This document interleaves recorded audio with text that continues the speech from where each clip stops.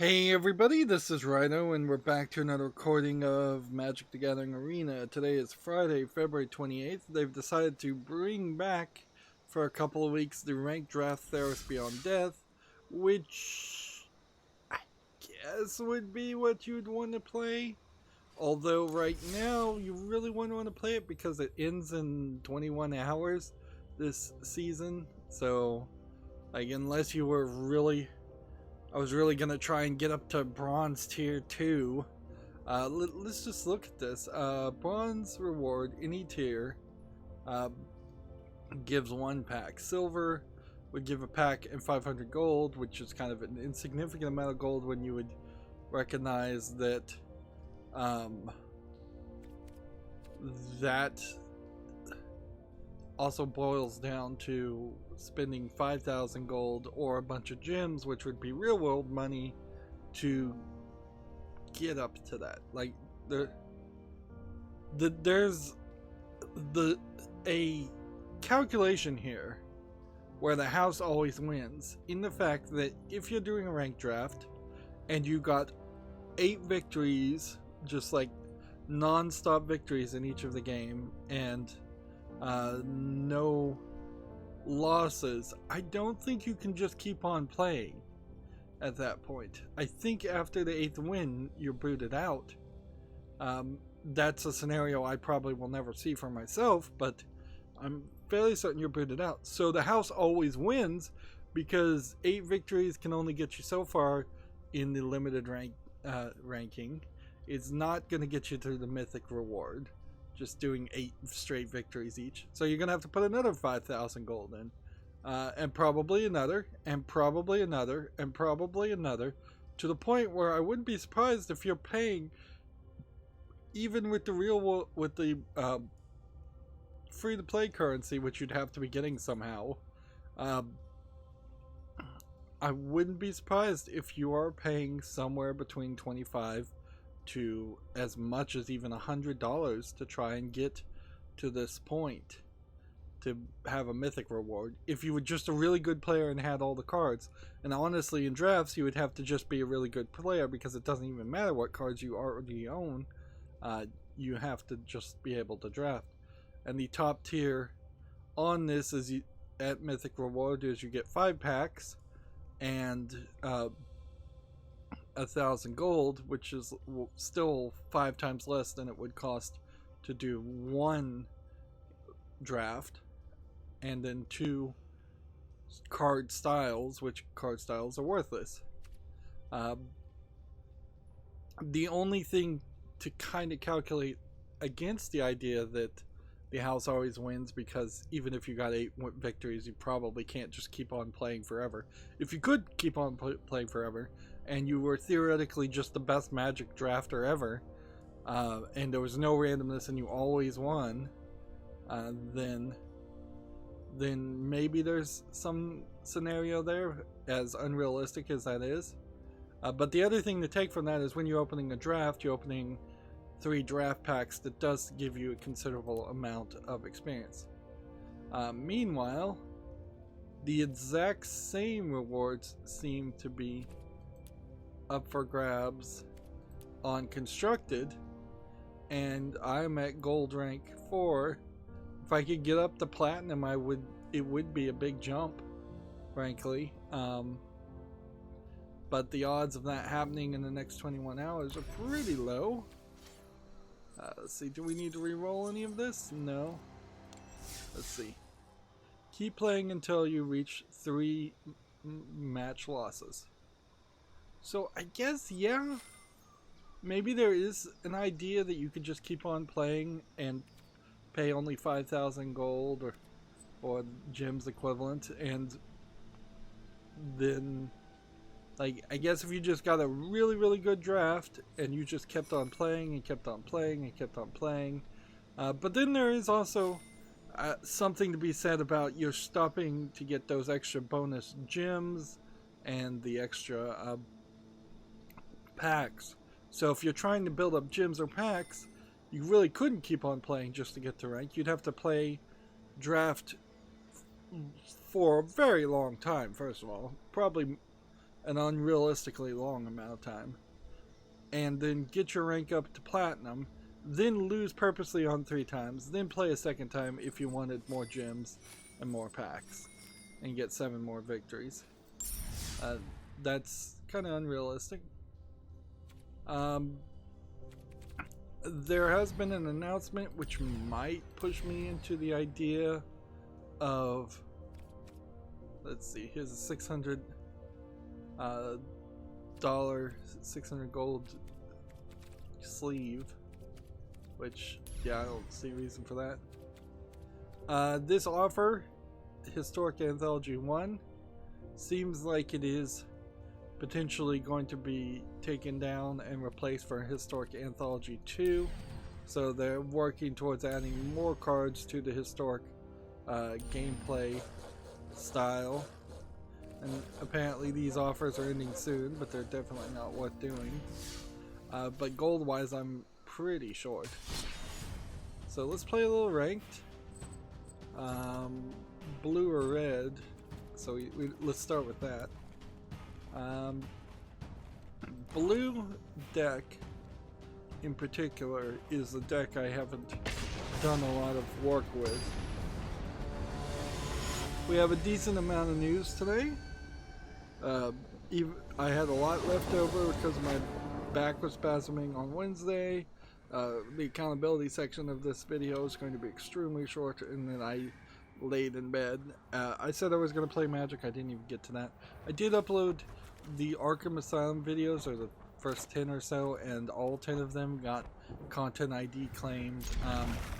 I'm not really surprised about that fact, considering how Warner Brothers seems to be making most of their money off of their content these days. I'm exaggerating extremely here, but they do seem to make quite a bit of money by content IDing their own licensed music on video games. All the Batman, Lego Batman videos also had that content ID claim, and back when I was actually making money, I would fight it, but nowadays that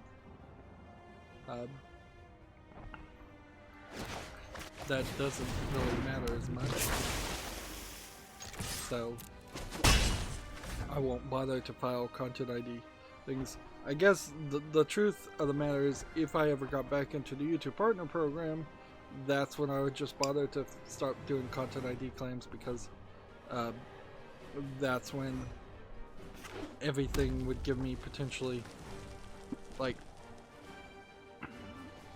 some income from it, which it would certainly be nice to get some income. My Patreon in particular is like, I don't have anything on it. I know I just have it put there, and it's like, please don't support me if you can't afford it, is what it says.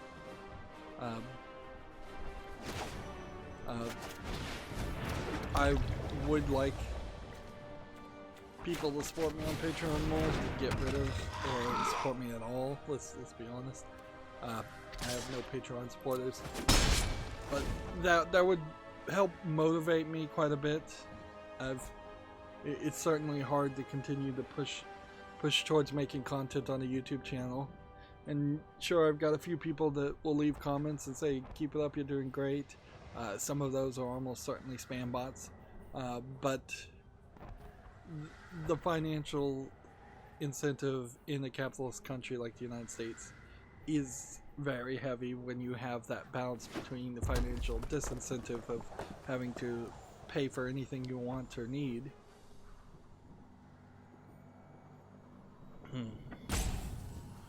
And in my case, what I may want or need more than anything is medical support on my back.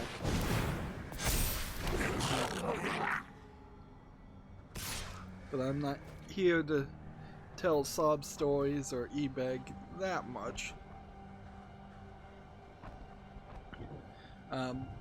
What is super surprising, I would say, about the fact that Arkham Asylum's all of its music is content ID'd is just how incredibly uninteresting sounding the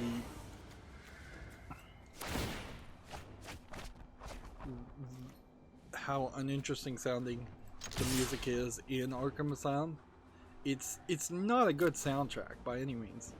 First of all, it has only one point where I even started to feel like I'm hearing a classic Batman tune from like one of the Batman movies. The other thing, I think I've looked at a review of Harley Quinn on YouTube, and there's probably more instances now of Harley Quinn depicted as the way Arkham Asylum established her than there are instances of Harley Quinn being depicted as the Batman the Animated Series established her. So it's a little unfair on my part to say to have that feeling of not my Harley Quinn, because she's in this Twin Tails outfit that's basically a corset and a skirt with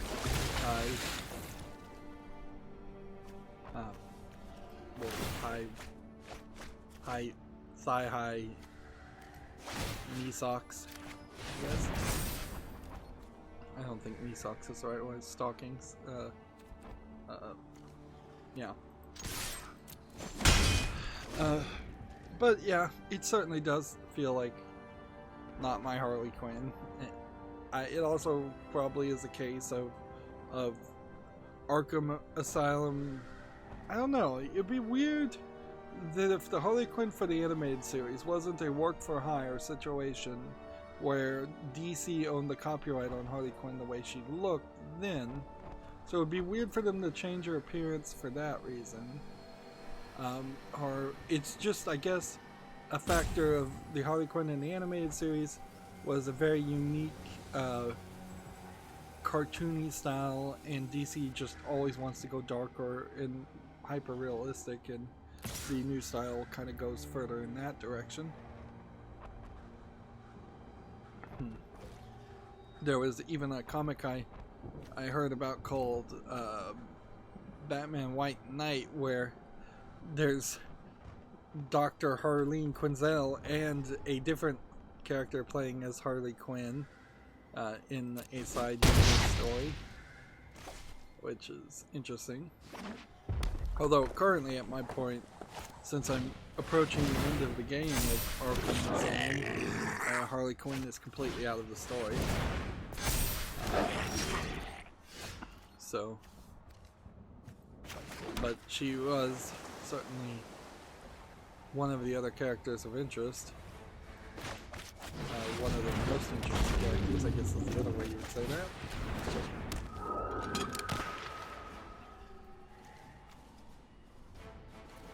Well, this still can't attack, it can't block. So we're just continuing to do that.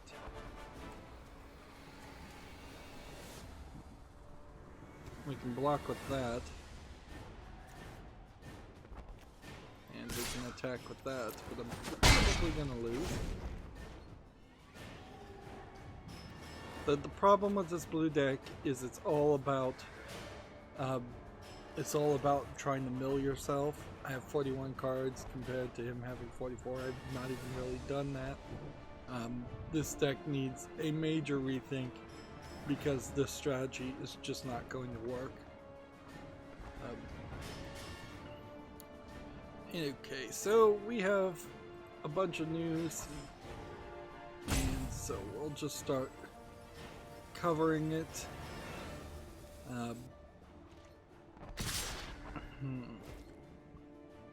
Let me look at my Twitter feed first, just to see if anything new. No, good. Alright.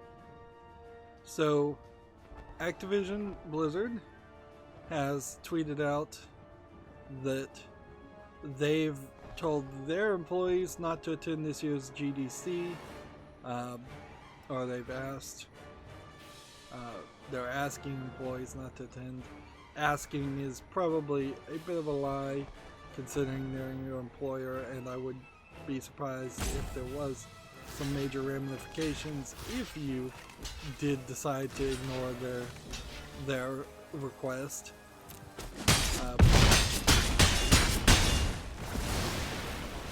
Lost there. So Activision is out, and it really is just a snowball effect at this point. A lot of other companies are saying they're out also, from GDC, from possibly IGF, PAX East. We haven't gotten close enough to E3 yet. What is this festival one? This is just a new festival which would give you skins. Yeah. I don't see any reason why I would waste money on that. Alright. So, this deck, edit this deck. First things first. Field of Ruin doesn't work. Islands need to go in replace of the Nyx Islands. So come over here. 22 of these.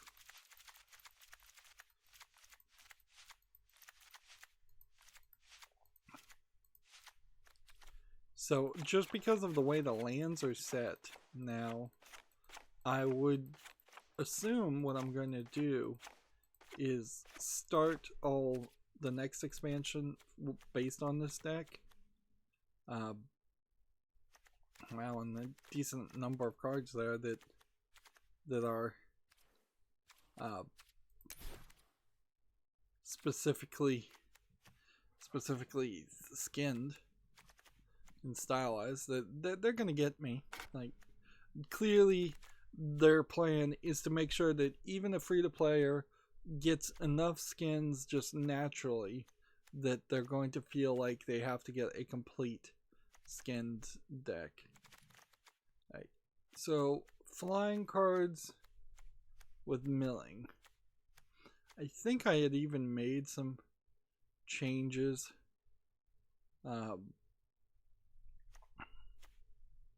And I don't think it really is all about milling. It's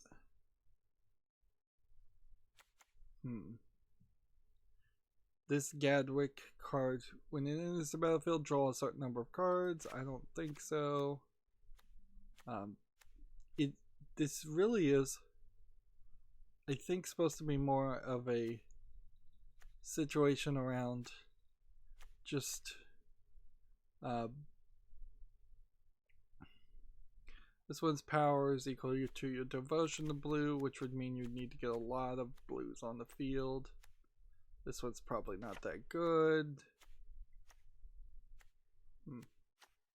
This I don't think we need. I don't think we need a couple of those. And we have a defender that I don't think would work. And this would just be draw more cards. Like, I think the main problem here is I just don't like what blue offers. I really don't think I do. So I would like to find something completely different. Something that's not about flying or drawing cards, which is probably asking too much. And I don't know if that would work. So I need some kind of merge. Something that would work well. So what if we were to cycle this direction all the way to the end? Because we're also running into a problem where I can't even really look at all the cards without my eyes just glazing over for how many I have. Okay. This one would get flying. This would enter the battlefield tapped and is a white blue. We have a white blue. White, blue. White, blue.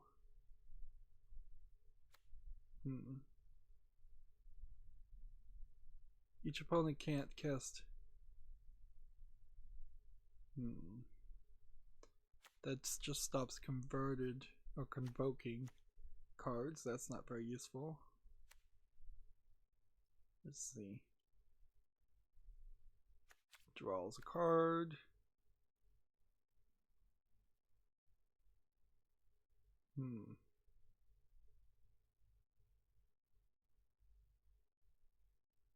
This one's not too bad.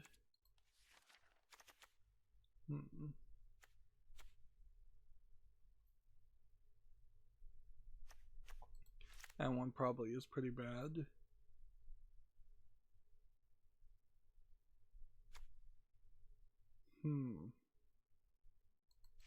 That one's probably not too bad.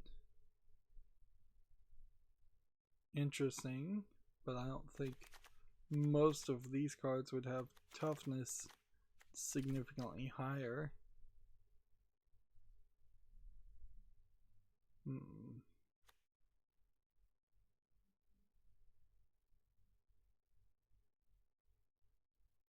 Let's see.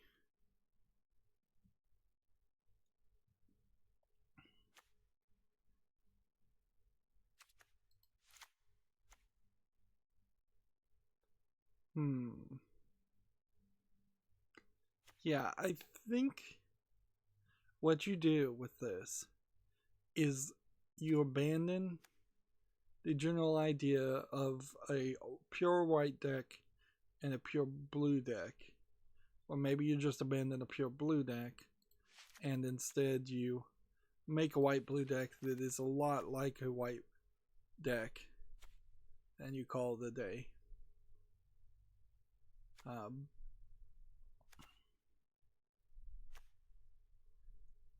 Because there's not a lot here even for the white blue options. Not really. That might be interesting. That might be interesting. And then I may have just decided white blue prematurely. It might be better to make a black blue deck. So, and I'm certainly not to the point where I think I could make a 3-color deck. That's just pure insanity as far as I'm concerned. There probably is some logic there, but again, my eyes have just kind of glazed over. There's just too many cards to look at. It's kind of obvious, even to me at this point, that my interest in Magic is not that high. You've got to really love looking at cards if you want to make deck built games. Otherwise, you're just going to enter something like Magic Arena and play the default decks, and that's kind of it. And if that's the case, then the card pack opening element's not going to really intrigue you. There might be something to a red blue deck, certainly. I guess what we'll do is we'll have to decide and experiment with this, won't we? We'll bring in some white cards.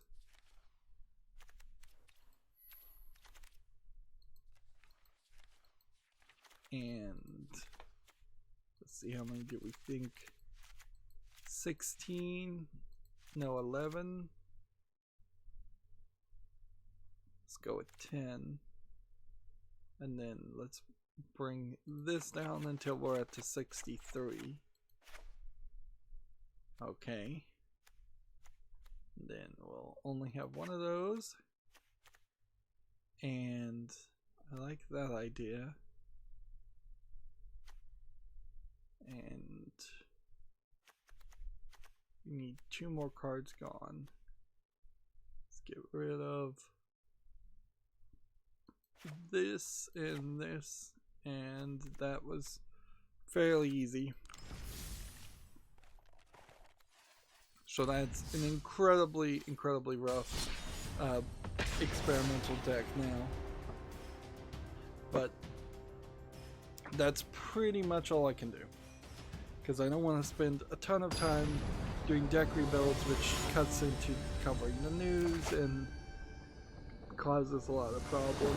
I'm just feeling like I'm wasting time. Alright, so do I want to start this way? No, I want to have at least 3 lands. I guess I'm gonna keep 6. This sucks. Let's go ahead and get rid of this. So you play this and you immediately can't play anything. Yeah, immediately you see problems with dual color decks. Play this and can't play anything. It's been a while, and I think it is worthwhile to mention that Twitch hasn't had any significant problems for a while these days. For a couple of weeks, but 18 hours ago they did Twitter out. They're currently investigating issues preventing users from making purchases, emotes not rendering, and other channel elements not loading. Hang tight, we'll keep you updated. They're now recovering from that issue, also 18 hours ago. So I think almost that the better argument to be made there is, yes, they have gotten better at stopping that from being a major talking point.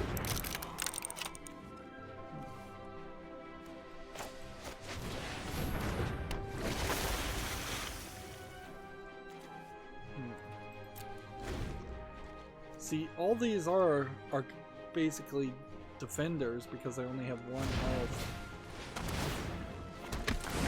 So if they play a couple death touch characters, I can defend against them, and that's kind of it.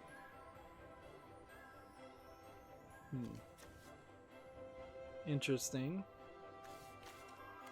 I can play that, but let's save that option for later.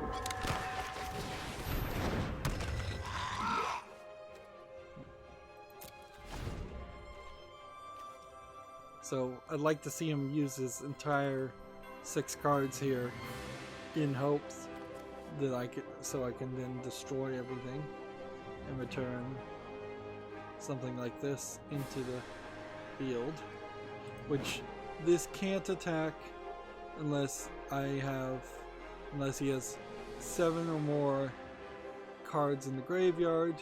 This can't block unless I have 4 or more in my graveyard. So 1 more card in my graveyard, and this guy can block. 2 more in his graveyard. Well, actually 4 more, because the tokens wouldn't go in the graveyard, would they? So it would still be a big issue.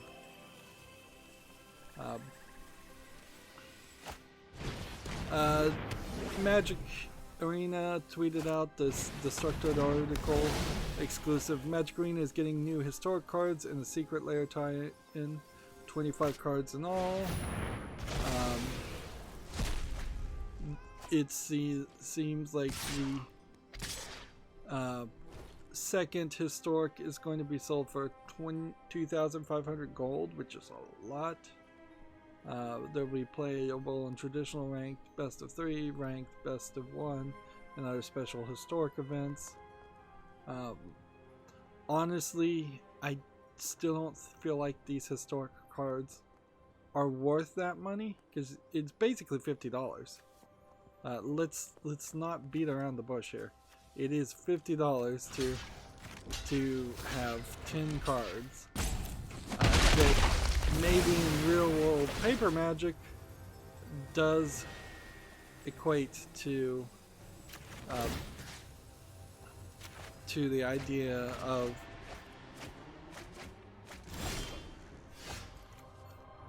potentially each of those cards being worth $5, but that still does not really work by my calculations. That still seems pretty silly. I'm not going to read out the whole list here, but you can read them yourselves, and I'll point out if anything seems recognizable to me. I imagine not, because even though these are old cards, they're not that old that they would be Ice Age old, which was the last time I played Magic. Seems like they've got an image gallery here that might be helpful if they're gonna load it instead of showing a animated GIF. Oh, they loaded it, but they loaded the wrong one. There you go. So if we zoom in here and then drag around, we could look at the cards, but I'll say check out the Destructoid article. I'm not sure what the secret layer tie-in really is, if it's more of a story thing or what, but alright, let's do this. Actually, I should have attacked first.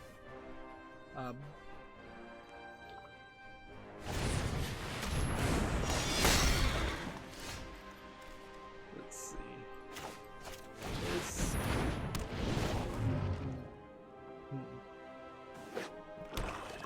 So yeah, more Magic. There's also this Magic Arena Mythic Point Challenge event, which I think is a real world event.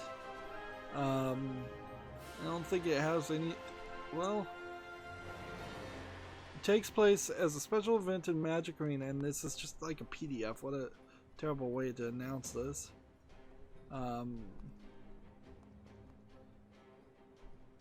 Let's see. If you win 10 matches, you'll get a certain number, 3,000 gems. If you win one match, you'll get 200 gems. Additionally, players who receive mythic points based on the number of matches they win will earn. So it seems almost like they're having a contest on top of playing Magic Arena, which I guess most people might be eligible for. It doesn't seem like it's going to be a limited scenario to esports players or anything like that. But honestly, this PDF is such a terrible way to list this that it doesn't work for me at all. Does this have Death Touch? No. So I don't know why they're being dumb. They have no cards.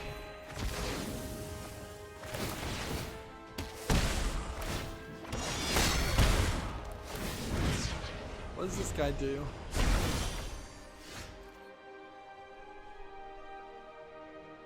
At the beginning of your end step, put a coin counter on another target. Whenever a creature with a coin counter on it dies, put it into exile and the card and that card into battlefield. So yeah, I don't fully get that. Let's see. This on the field, and then this on the field, and then we'll just go ahead and attack with this, and attack with this.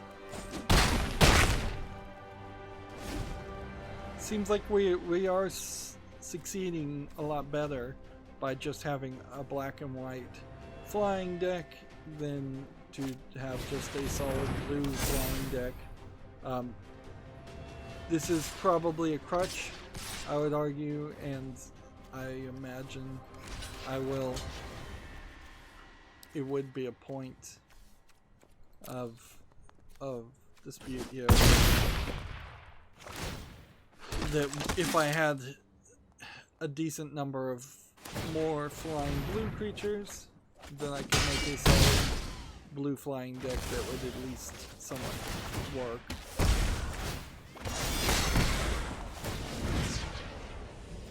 guy's doing a lot of damage to me.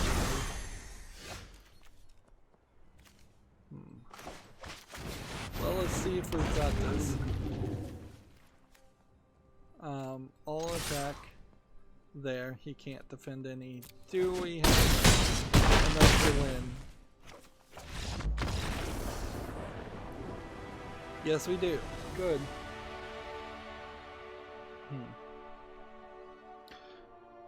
My lewd anime cell phone gacha game Destiny Child is updated. The global version now has the Infernal Spa, where you can let your characters relax in a Japanese hot spa, hot sauna, outdoor sauna. And it increases their base stats. Although on my highest characters, which obviously the highest characters are the ones I want to update first, it seems like maybe only one base stat goes up, or my highest characters already have such high base stats to begin with, because they're like the best in the game, that they're kind of limited. It's not a completely automatic process, although you can make it an automatic process. It requires you to play fairly well to continue to purchase paper lanterns to automate the process. So it's one more thing to do daily. Also, they're doing another event, and so my phone is getting a ton of experience, stamina, and trying to get experience using the stamina, while also running into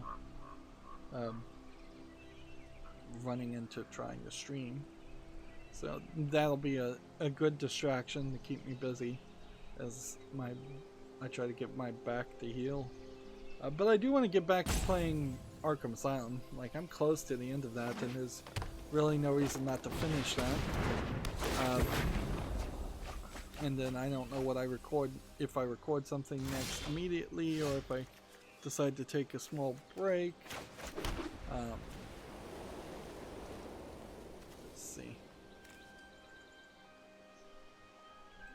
It's kind of... The only reason why you would do this is in case you've got a card that would... Why did that attach? Oh, I guess if you just draw a second card that attaches. Wow, there's a synergy there. I didn't realize. So yeah.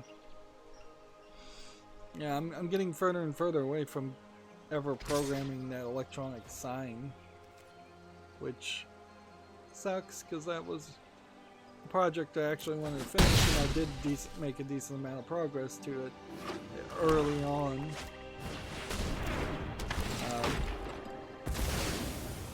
And there's still work that needs to be done on it. It's not something I could just push out and say it's done.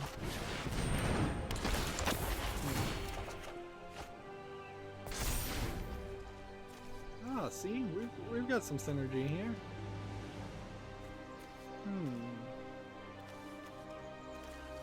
Moving on to video game news, Gamma Sutra has an article. Netflix is arguing that Choose Your Own Adventure is a generic under the Bandersnatch lawsuit, Black Mirror Bandersnatch Choose Your Own Adventure app.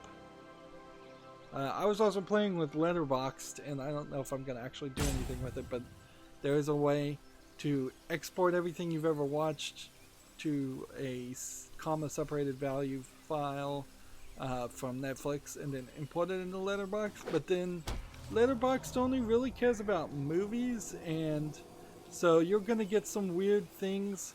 Like, I watched No Game, No Life 0 a couple of days ago, and that's a movie version that is a direct continuation of No Game, No Life, the anime, which would be a TV series. At least I imagine how Letterboxd formats that. So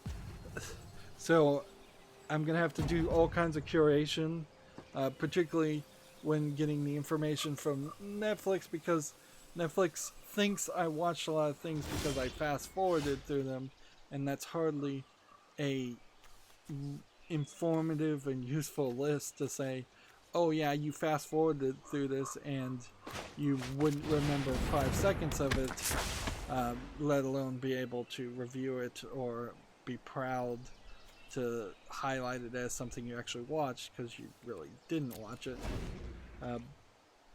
So, like, a lot of curation there. My older collection inventory software on Android is called Shelves, and it only exports to a tab separated file. So I guess I could open it up and try and do some manipulation there. Maybe open it up, import it to Excel, then export it again. And then that only opens up issues of, did I really watch some of the anime I bought nearly a decade ago?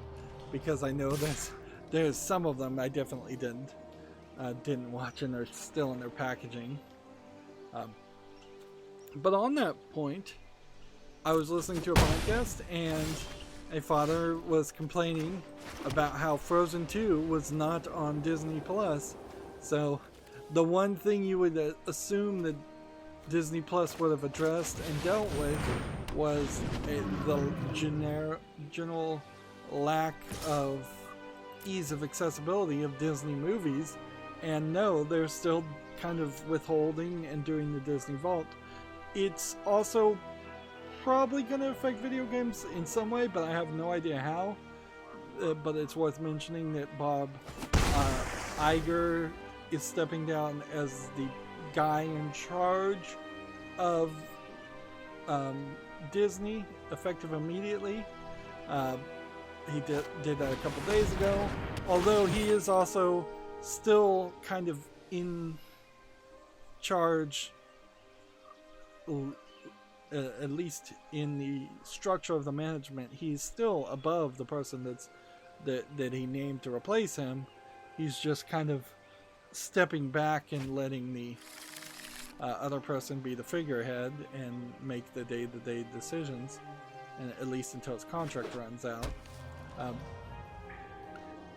There's rumors abound as to why it was so abrupt, but one of the good rumors I think to take from that is that there's just been so much of a market share drop due to the coronavirus scares,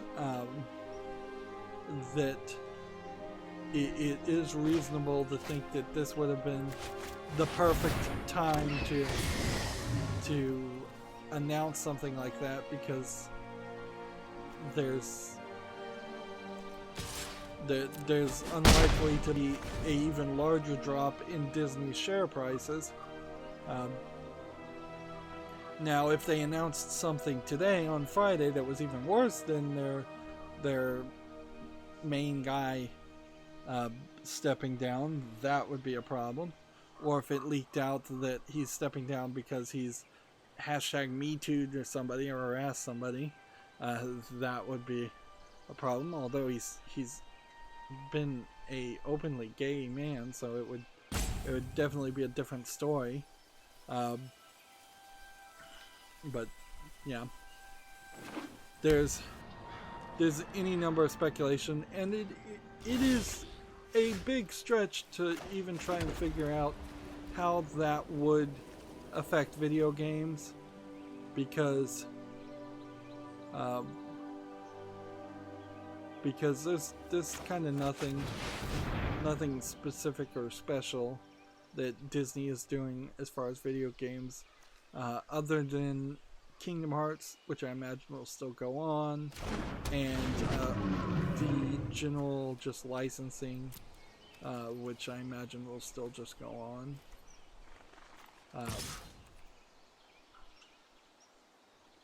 Okay.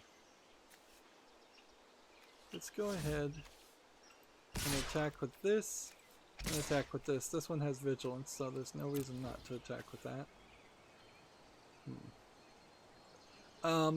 back to the story, choose your own adventure is kind of generic. The general idea has been used in so many other scenarios uh, that that part in particular I don't think is copyrightable. Maybe there's somewhere that Netflix described the game, their episode as a choose your own adventure um, style story, but if choose your own adventure actually did have a copyright around that concept, then every single early 80s, 70s text-based game would also fall under that choose your own adventure. No, I don't want to do that. Would fall under that category. Every visual novel potentially might fall under that category. Every Telltale game would potentially fall under that category at that point. It is a weird, almost, I want to say backronym, but it's backwards thinking that you'd have to define a choose your own adventure book or game as being it's explicitly only your decisions directing the outcome of the story being told to you, and somehow that because Mass Effect also has first-person shooting and other challenges, Mass Effect would not be considered a choose-your-own adventure, yet Telltale Games, Telltale Games also have little mini-games. Visual novels, I guess, would be the one example where you almost certainly have tons of visual novels, hundreds upon hundreds, I'm sure, that only your dialogue choices are considered as far as the outcome.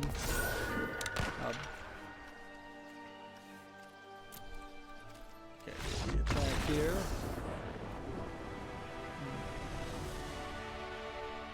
It would be a little too cocky to try and bring this into ranked. That would be silly. Let's just keep on playing and get the daily quest done, and then we'll play our standard black deck, which we have more familiarity with. I'm liking this new blue-white deck. It's working better, but we're not ready to put it into rotation. So yeah, I think on that element, the Choose Your Own Adventure lawsuit, Netflix is going to win. But they may lose just because it gets stretched out. They're losing right now because they probably aren't filming another Bandersnatch style episode. If they ever had plans to do that, I don't know. It does cause some potential problems.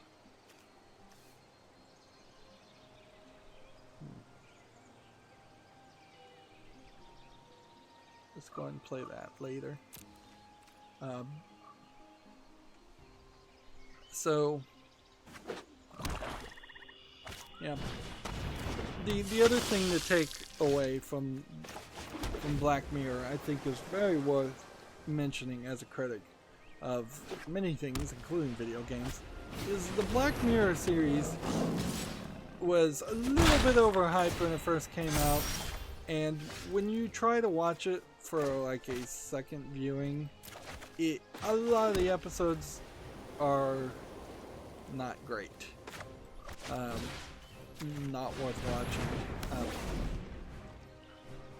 So I feel like more and more I feel like a significant portion of things I was liking were getting told to me by podcast people in California telling me they liked things, and now I've either grown or changed in my taste enough that when I try to go back and look at something like that, I'm often unimpressed.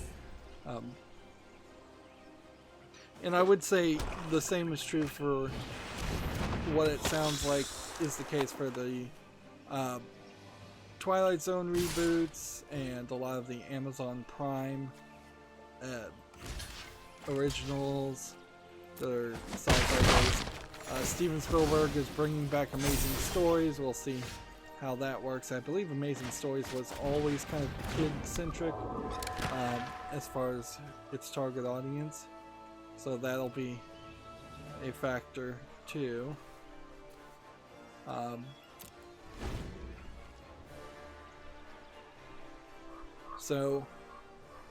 But I would say kind of after the Twilight Zone and after the first couples, no, I'll give all of the next generation Star Trek. After that point, writers who could write that kind of content became few and far between, and not something that's really worth, not very good. So equal to your devotion. So this has a 3 attack, but I can't do anything more. But I've already pretty much won, so I just need to play cards. Because that's all I needed to do and wanted to do. Yeah, it's hard to get good sci-fi, particularly in the decades now when they've fired all the good writers, and it's questionable where those good writers went. If they did just retired or what, or they just ran out of ideas. Alright, I'm gonna attack with this, and we'll see what happens. You can block and kill this guy, or you can let me do damage. And this would give me advantage if he did block, because this would be a land-based creature destroying a flying-based creature, both of which have the ability to buff up.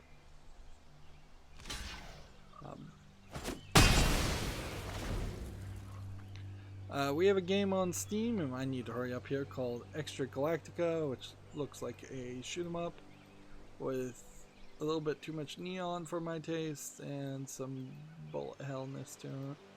Although the trailer seems to look completely different than all the screenshots, which is never really helpful. This is early access for $14.99 English only. It also has a bundle, so yeah, that's not going to make it to the fall list. No blocker on that one. Just gonna play this. And we'll start just trading. Can we trade hit for hit with his lifelink? Probably not, but we'll figure something else. Next we have a game on Steam called Yandere Escape, which seems like it's taking that Yandere simulator concept and making it 2D and making it effectively a chase story that's really low effort, where you're playing as the guy being chased by a yandere character who's obsessed with him and is murderous. This is free to play, English and German. It's probably a low effort troll game, if I was to guess. Like, the art definitely doesn't look interesting. And I don't know if there's going to be much of a story there. Like, it would be funny if somebody told a regular story and around that regular story there was a yandere character. You probably wouldn't even need to use the phrase yandere in that case. But let's see. Target puts 4 of their cards into the graveyard. Alright.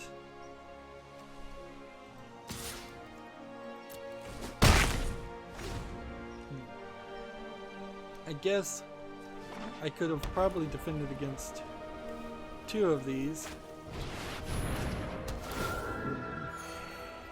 If I blocked and blocked, then I could have killed that guy and then let that one attack. That's something to think about. Moving on, OpenCritic has this opinion piece. I guess it's best to call it. Some people think Kojima's production's latest tweets is a Silent Hill teaser. No, I don't think. I think maybe he may joke about that all he wants, but I don't think he's going back to make Silent Hills with Konami, or Konami is going to just agree to some kind of trade or deal where they license Silent Hills back to his company. And honestly, even if he was doing that, I think it's kind of so hyper hopeful that that would be a good experience that you're just willfully being ignorant. Like if Konami is involved in a Silent Hills game, which they have to be because they own Silent Hills, unless he somehow just is going to buy the rights completely out, and if that were the case, that would be ridiculous. Let's see. Can't block unless I have 4 more cards in my hands. Oh man, I didn't want to do that.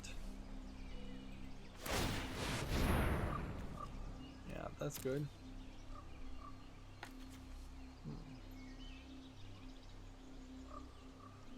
Okay. So then we want to start picking off people.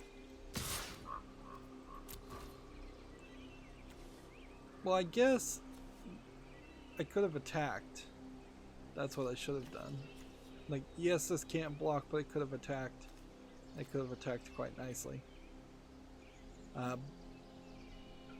Yeah, I see no path in which Kojima Productions somehow buys the rights to Silent Hills, makes a new Silent Hill game.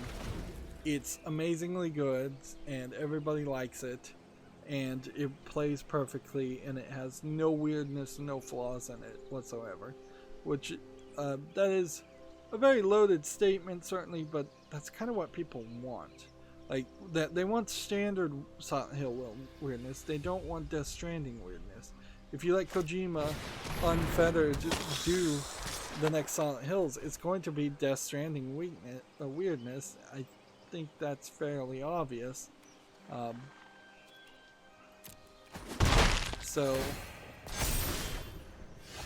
there's, I don't think, a way around that idea.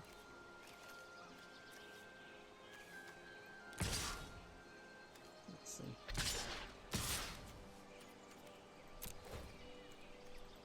I'm just gonna attack, and that's gonna be the mistake, and then I'm gonna lose. So yeah, Silent Hills is dead. It is also worth mentioning that they talked about how the remake of Resident Evil 3 is going to be shorter than, or that they think it's going to be shorter in content than the remake of Resident Evil 2. Resident Evil 2 had a mostly identical second playthrough where you played as the other character. But compared to, I think, what Resident Evil 2 originally had, in which it could have done several other mini-game option things, I think those elements were taken out, and that shortened the experience. And I imagine the general idea is that Resident Evil 3 had less of those options originally anyway, so it shouldn't be a surprise per se that it would be a shorter experience.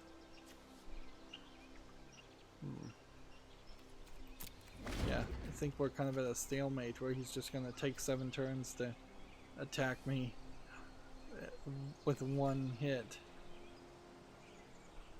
Because I don't want to block something with Death Touch. Although, maybe he's gonna win with his Vindictive Vampire. What would be really good is if I got that card that destroyed everybody on the field and returned one card back. There we go.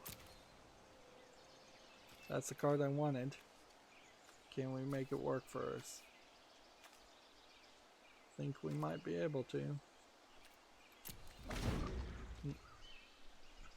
Moving on, OpenCritic has an article. He has some screenshots of, well, not screenshots, but first look images of the Monster Hunter movie coming this fall.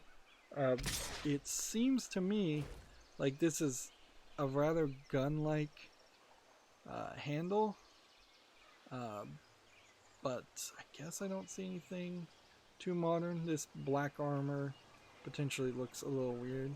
I would say this haircut looks particularly weird too. Like, I can't even really tell if this is like just a guy or a girl in that appearance. Like, Mila Jovovich is a girl, and then Tony Jaa, which is an Asian guy, which probably implies that this is going to be a heavily marketed towards Asia movie.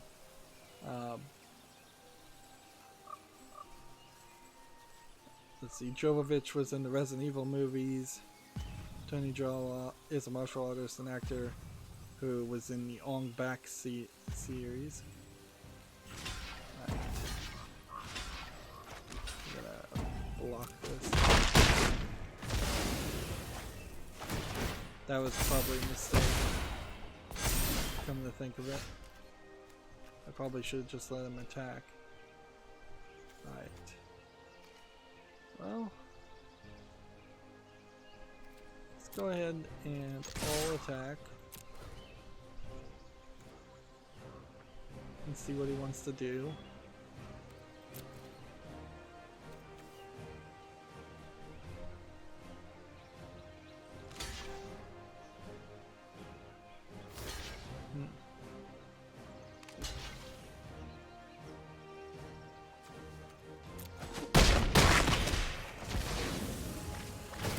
That was all a huge mistake in retrospect. Bring back this card.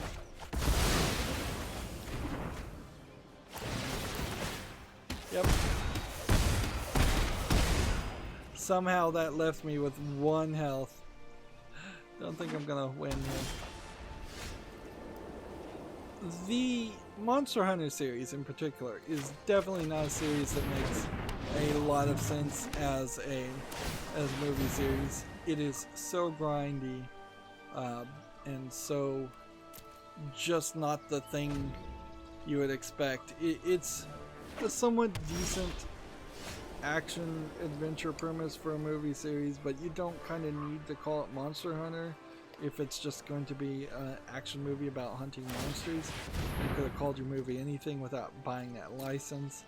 And if you're hoping the license is the thing that's going to bring in the audience, I would kind of completely disagree with that. So I need effectively 10 turns of unfettered ability to do this. Do I want to draw cards? I think I do. I think it makes a lot more sense to draw cards than it does to scry cards. Let's see. This would give me... I have 32 cards. I mean, I could get Jaina out and we could see what Jaina can do with this. Next turn, we'll see.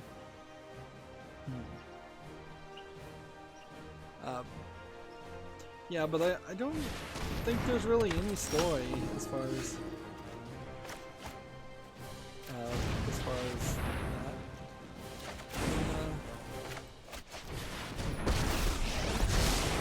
I've got it all figured out. Let's see.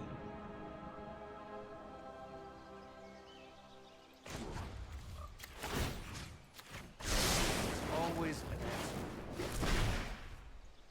answer. Okay.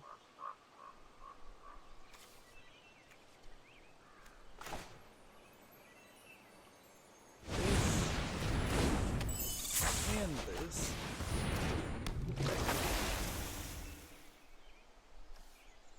And this one has flying, so I can go ahead and attack with this.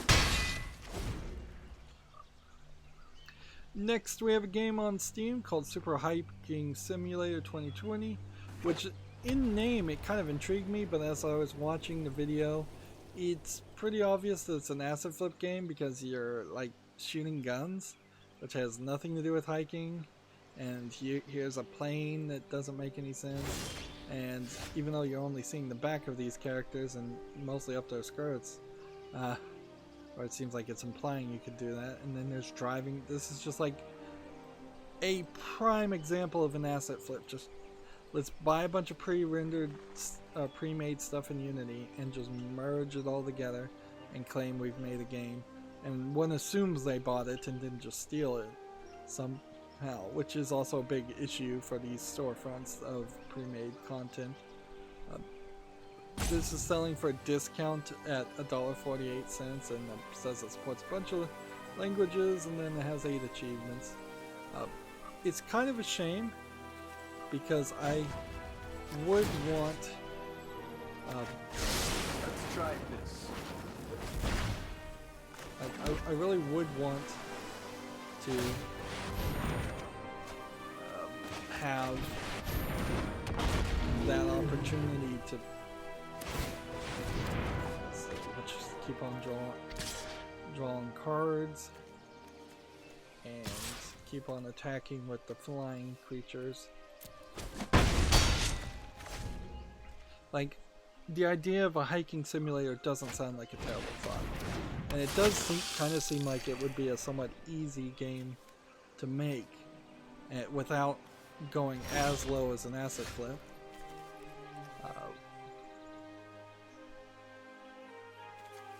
Let's see. We want this on the field. We want this. Just trying to get rid of all my cards. Guess I want more of this.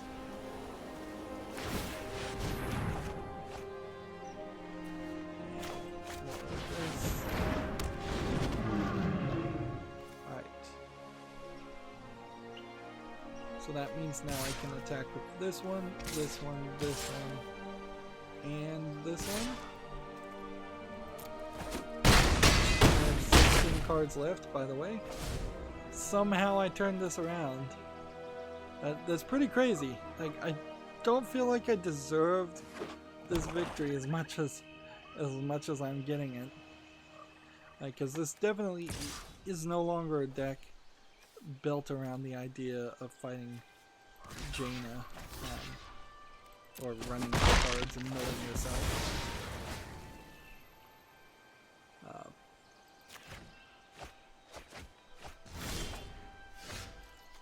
Let's see.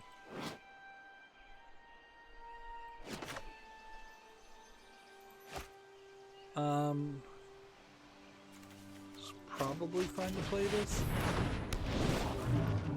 This, and then do this, and then play this, so we can play this, and then do this. How you play Cards. Down to 9.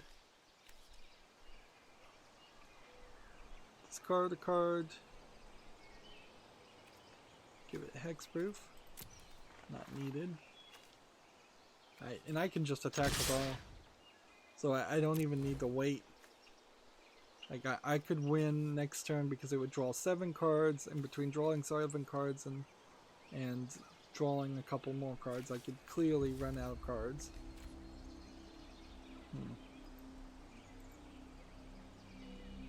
Let's see.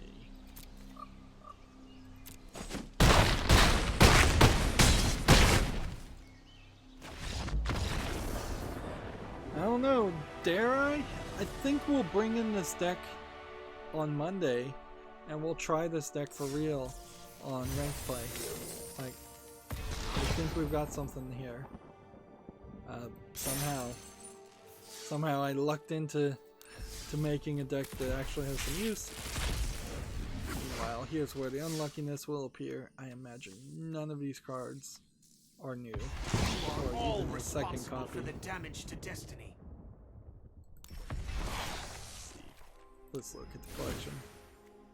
Yeah, we got a 3rd copy of this one, a 4th copy of this one, and a 2nd copy of that one. So, kind of alright compared to what it's been, but not great. Alright, so now standard ranked, Out for Blood version 1.1. Moving on with video game news, Gamasutra has an article. CCP has called off the EVE Fan Fest event over coronavirus concerns. I gotta applaud video game developers and companies doing the right thing and protecting their customers. I guess in the long run it makes them more money to keep their customers happy and healthy than it does to get short-term profit from one event and potentially spread an epidemic. But I wouldn't have been 100% certain that that's the way people would play things. The Facebook F8 event also was cancelled, which I think has little to do with the video game world, but there are Facebook games, so that's worth mentioning, I suppose. Now, when playing this deck, I have to remember, if this guy does not attack, I still need to sacrifice my familiar and bring him back. I'm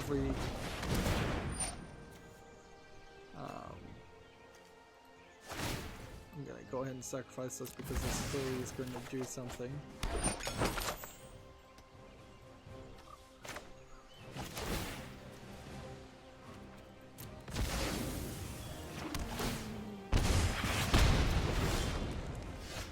Go. So now we've got this, and we're set up nicely. And I guess I can go ahead and attack with this, because he can defend and die, or not defend and take a damage, and I'll gain some health. We will have more stories, I believe, of people canceling things. It is pretty much a snowball effect. Like I said, I think I wouldn't be surprised if entire events like PAX East, F8 get cancelled. I wouldn't be surprised if GDC gets cancelled. They probably should have a faster response to this, and every event coordinator should have a backup plan to go pure digital in their announcements, and it seems fairly obvious that a lot of them don't, and they've put all their eggs in one basket, as it were. GDC in particular is its kind of only thing, so it's not even super surprising that they have all their eggs in one basket. Committed to not canceling that event. I wouldn't be surprised if E3 also gets cancelled. So, okay, we can trade here. Trade for trade. You can block with his Death Touch, Lifelink character if he wants. Or you can just let me attack and do 1 damage and gain 1 more health.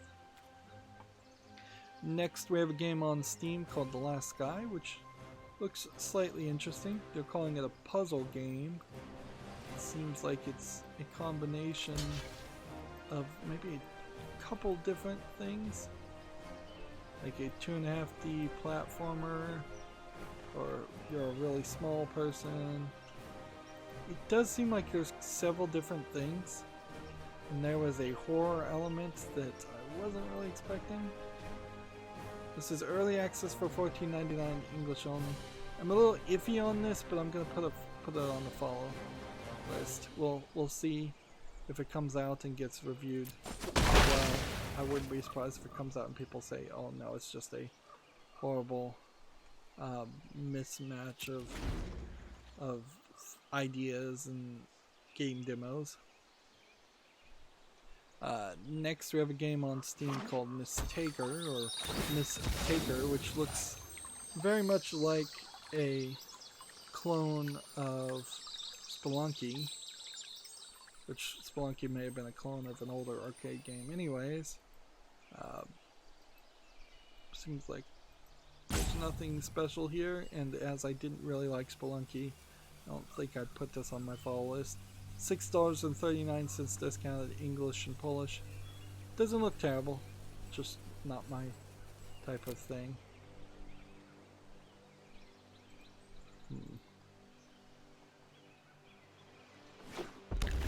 Next we have a game that's showing a epilepsy warning, which they probably should show that by default on like all Steam games. Like at least by default when you first launch a... Oh man, I screwed up there. When you first make a Steam account, it wouldn't be a terrible idea if they made you sign some agreement about epilepsy.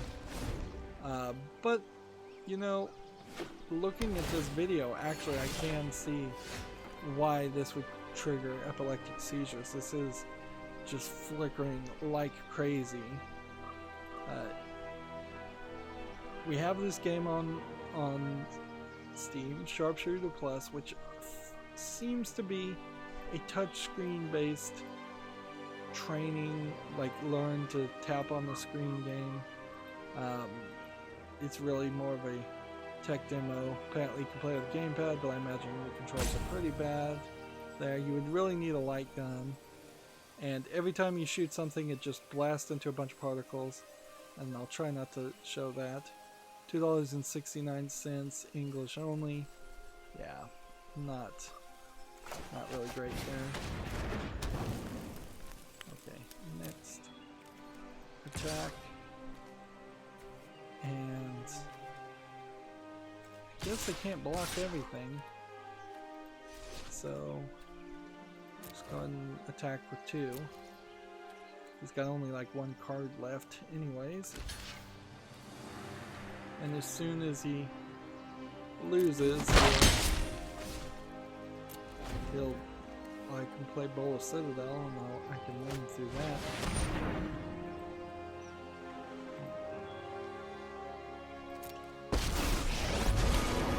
Anyone who stands in my way is getting sizzled.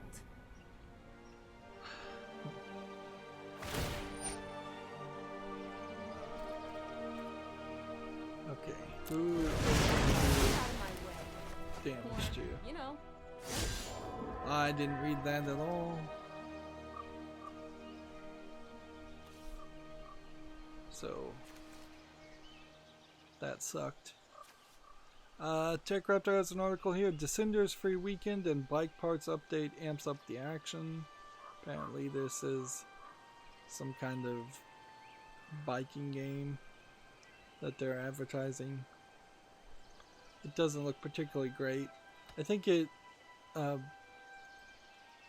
probably not something that's better than the thing it's copying.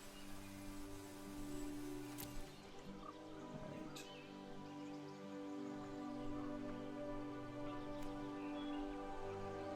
So we need to take down this character. We're still waiting for one more swamp. And while we're waiting for one more swamp, we'll attack here.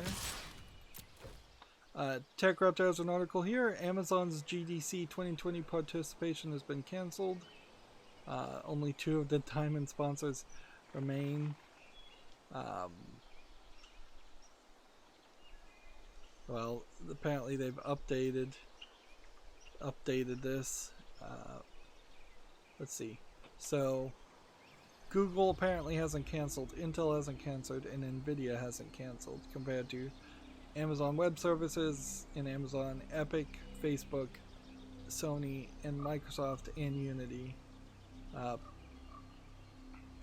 Which, yeah, I don't know how much that really affects the people who have a speech to give. That's it? But it does kind of show that if they were just to do a TED Talk style of events, where it's smaller events where people give speeches in front of crowds, or there is just no crowds and people give speeches directly just to camera in a theater that's empty, either one of those is the best way to destroy things. Like, I should have probably sacrificed that at this point. I'm playing poorly. We'll see. We'll see what happens next. See, now he's got a block, or this dies. So we'll see what happens. TechRaptor has an article. EA servers are causing problems for FIFA players and other games. So yeah, EA still not being great.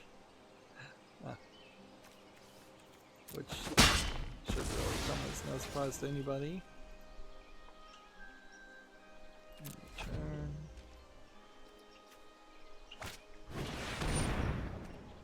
Resolve.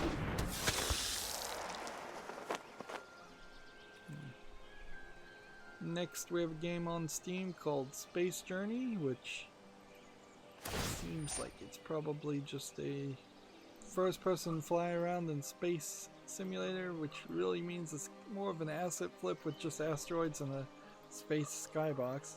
Looks very empty and kind of an ugly purple there. $1.79 discounted English and Russian. Looks like a low-effort Russian game. Alright. Let's see. He's trying to give me an emblem. Is it just me, or is it getting a little warm in here?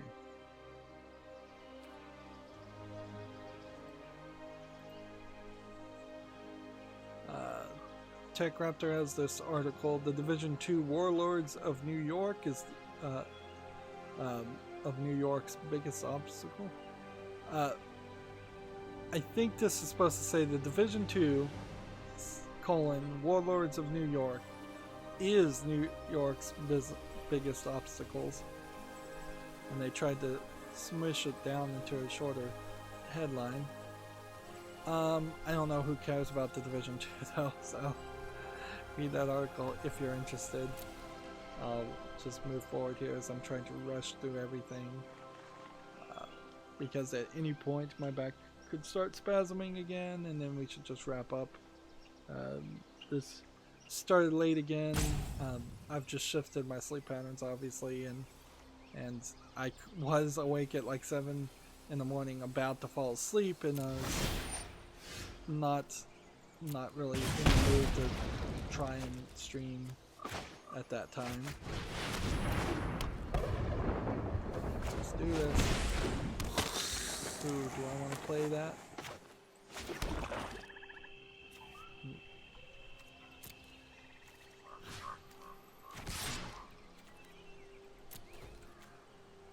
Not sure I'm ready to play.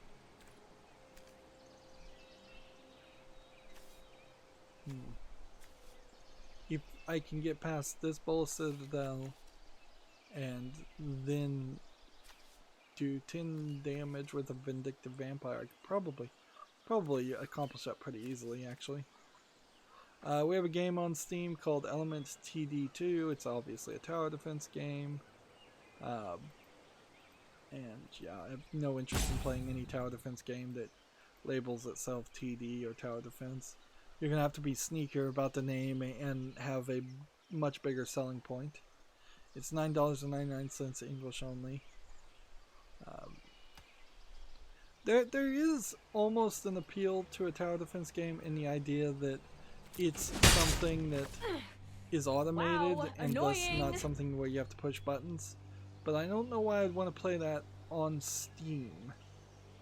I would be a lot more open to that experience on PC. This guy's just trying to do No pressure. two emblems on me. This is crazy. Alright,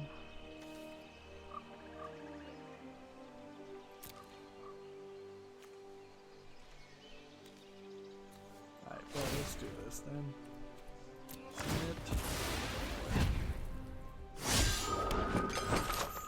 Sacrifice.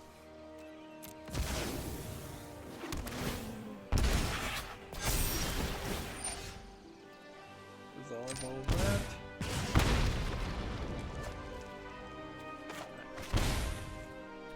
Black.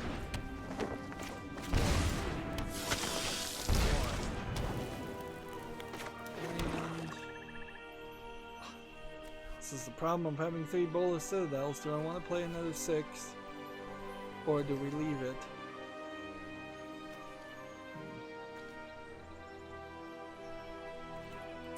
Next. Attack here. And don't attack with that one.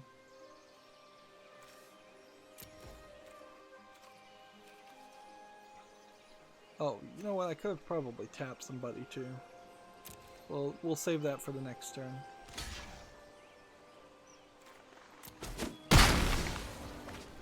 It's dead.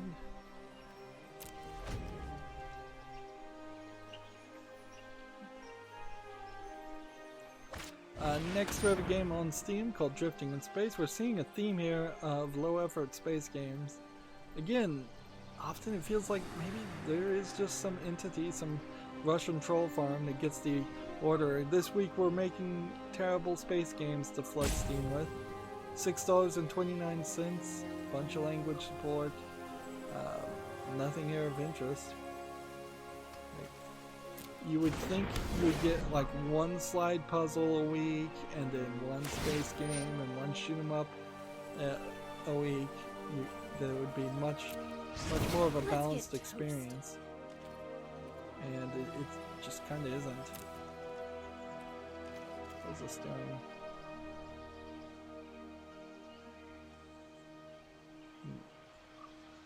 See, now it's trying to do everything to keep the guy alive.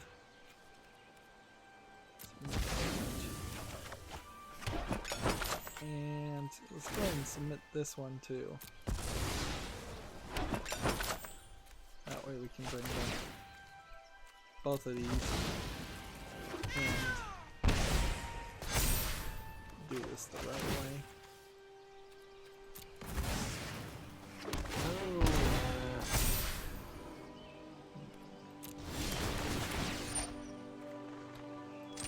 Damage per turn. I could sacrifice all of those. Like sacrifice 3 guys and then it wouldn't kill me. Let's see. How do we want to do this? Play this. Then we're going to get rid of this, and this. And get rid of this defender. Then we play this. And then we submit one of these. And we play this. And we submit another one of these. And then we'll just go ahead and sacrifice 2. And get our health up. Play this. That. Yeah, we've won. I don't really have to do anything more, but I could just goof around and do more. Yep, victory. 1 pip. 1 pip towards potentially getting to platinum. Odds are low. But victory is a victory, so that's still not bad. Gamatsu has an article here for the PS4, PC, and Xbox One. Atomic Heart 2020 gameplay teaser trailer.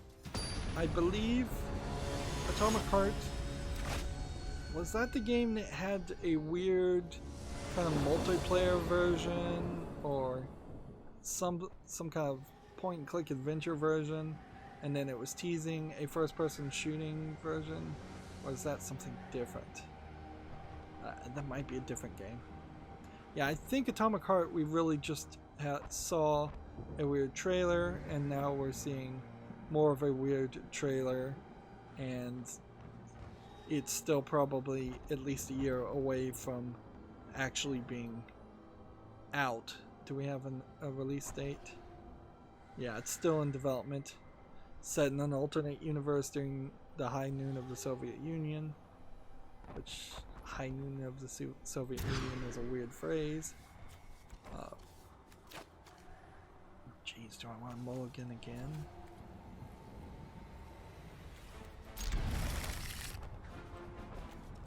This is gonna be tough.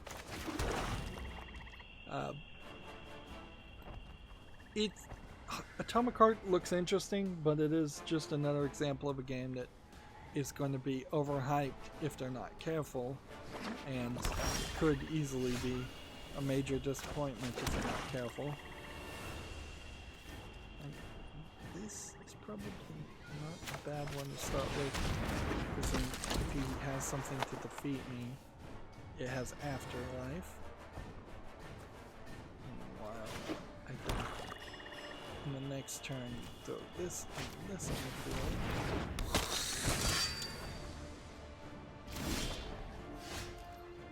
Okay. I want to put this and this on the field. And we can go ahead and attack with this. Let's see what he wants to do. Next we have a game on Steam called Ski Core Final Scale, which looks to me like it's an overly colorful adventure. It says it's a puzzler and 2D platformer. I guess maybe that's what it is. It's just so brightly colored with an odd color palette. I definitely don't like the look of it. $5.09 discounted, English and Portuguese Brazil. I wonder if it's supposed to be Psy-Core. That would make a lot more sense. Okay, next. End turn. I'm gonna be kind of stuck until I get a third island, third swamp. Let's see. Next, we have a game on Steam called Lootbox Life, L-Y-F-E, which looks more like a platformer, so I don't even know why it's calling itself Lootbox Life. That seems pretty bad as far as picking your names. $4.24 discounted, too expensive. English. Yeah, it looks like it is just a kind of generic 2D platformer. Where maybe you're collecting in-game loot boxes without out-of-the-game currency. I guess we could double check that. Yeah, it doesn't say any in-app purchases or anything like that.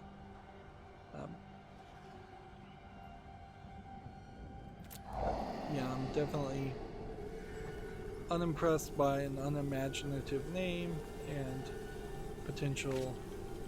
I don't know why you would name any game with loot box in it. It's not like loot boxes by any real consumer are seen as a positive.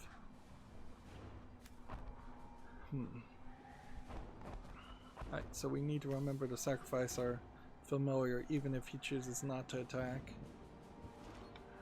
Next we have a game on Steam called Dwarrows, which I guess is half dwarf, half arrows.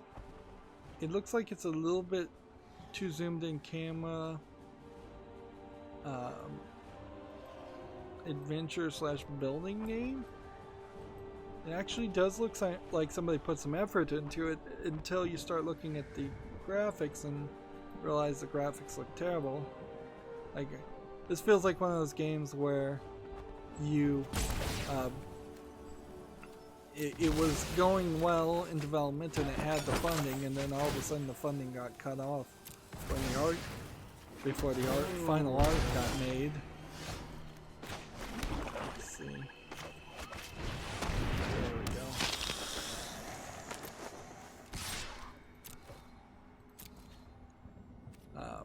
Yeah. When you look at this thumbnail, that's something somebody animated and that looks good. This could be asset flips, and that could be the case, is that they just could not find an asset to use for the faces. It's $29.99, however, and English only with a third-party EULA, which is way too expensive. 71 achievements. Yeah, that might be reasonable, but the way this looks does not look anywhere close to a $30 game. Let's see, next we have a game on Steam called Miasma Caves, which I feel like we've seen this game before, and certainly a lot of this does just look like asset flips. Was this Windy Games the same developer of the previous game we looked at? Like, let's see, how much do they want for this? $16.99 discounted, English only. Let's just look at this guy and see if they have any other games. No, so it can only be assumed that Miasma Caves just happens to have the exact same pre-bought assets as the game we just looked at, which is not good.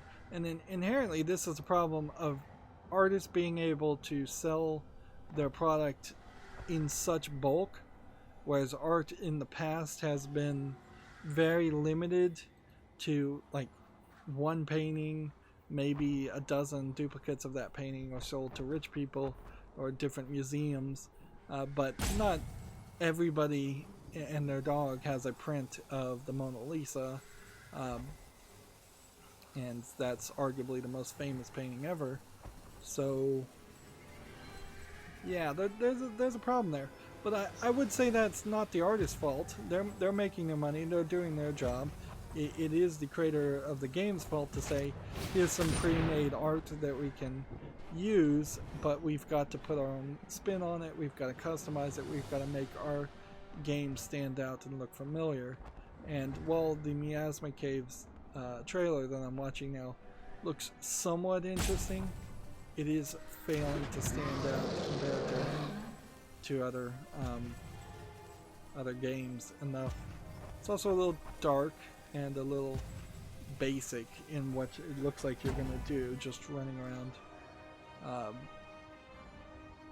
Is what you're gonna do running around mining. Feels like it's a slightly different spin on a Minecraft game with a lot less to offer. Let's see. Is this guy gonna play? Or is he deciding, or is he wandered off because I've taken too long to play myself? Alright, well, he did nothing, so we will do our standard thing.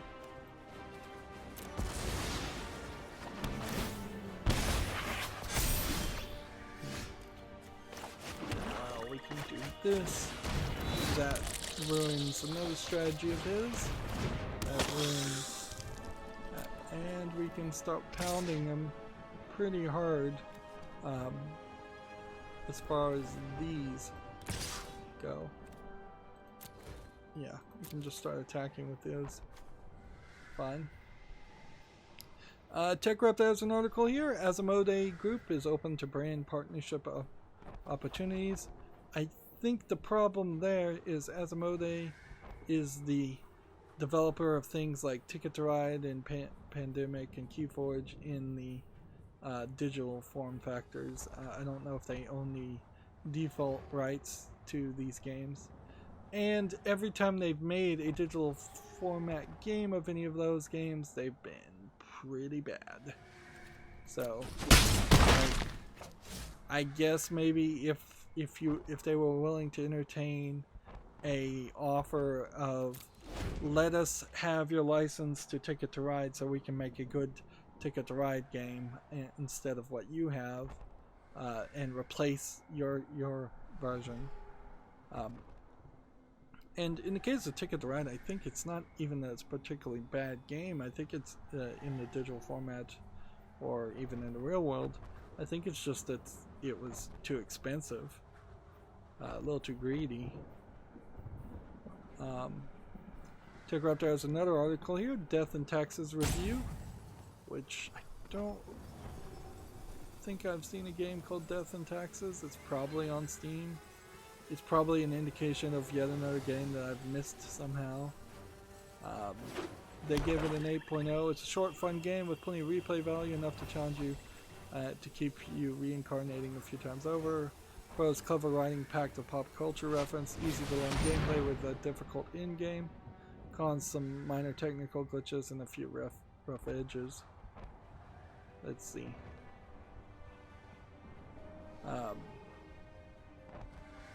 Apparently this game is not out yet, so it's kind of pointless to review a game. As far as I can tell, it's not out yet.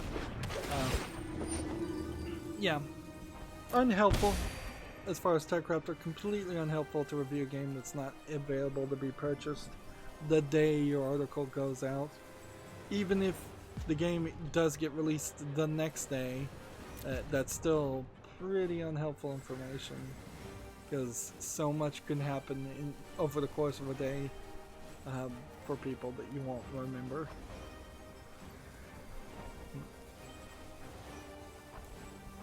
Let's see. This guy is the one that should be playing. Game of Sutra has an article here. Modus Games narrative puzzler Lost Words becomes the first on Stadia exclusive. So here's our, I believe, first exclusive,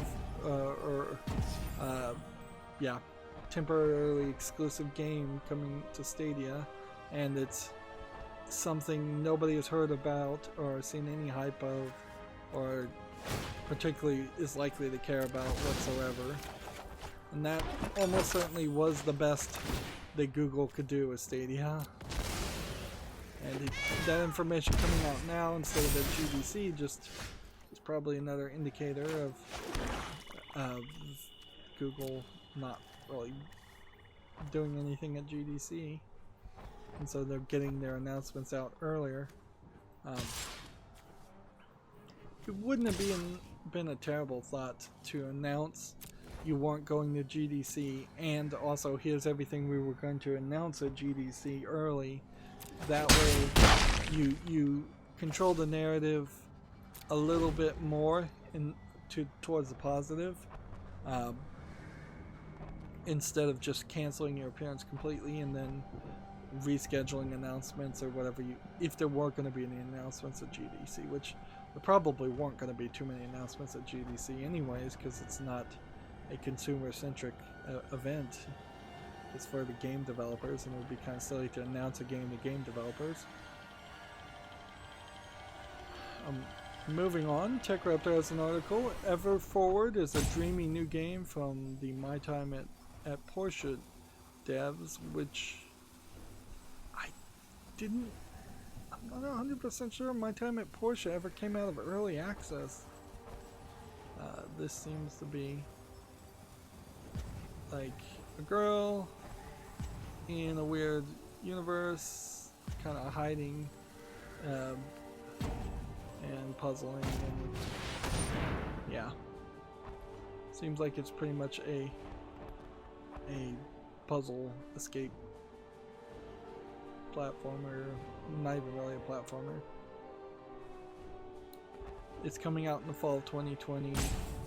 Might be something, might be nothing. Like, the bit of information to do here, I guess, would be to click on their link to go to Steam, and then see that this is from a company called Pathia Games, and then we click on My Time at Porsche.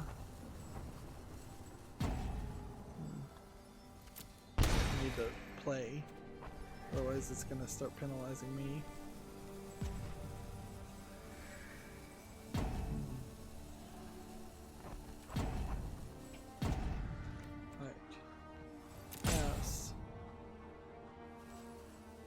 Are you going to attack? I basically win in the next turn if he doesn't do something. I don't think any of these creatures have reach, and so between this, I can probably do, well, I can do 6 damage, and this would do 7th damage. So yeah, he's basically lost. As long as I do this.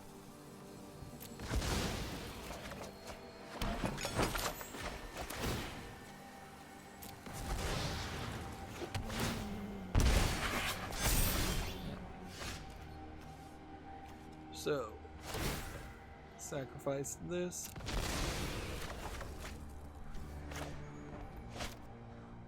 Play this on the field. Go ahead and put this back on the field.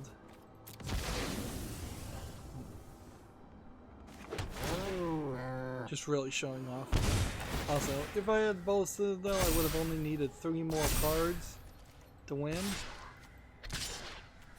which would have been pretty easy to accomplish. Right. So here's my time at Porsche. It apparently did come out of early access, and I guess I just thought it was too much of a Harvest Moon style game, because it is. That it just didn't catch my interest. It does look nice. It is overwhelmingly positive. It just left because it was $30 and it was a Harvest Moon game. So, taking that for what that is, I suppose I could go back and put Everforward on the fall list prematurely. It does look like it's a more slower paced, more puzzle based game, something that is more in line with the type of games I like to play a lot. Let's see. Gamatsu has another article here for the PS4 and Switch. The roguelike dungeon defense game Dungeon of the Endless is coming. Due out in physical and digital events editions. Do we have anything more that would show us anything about it? Just a 1 minute long teaser trailer. It looks kind of sci-fi, looks pretty dark screenshot.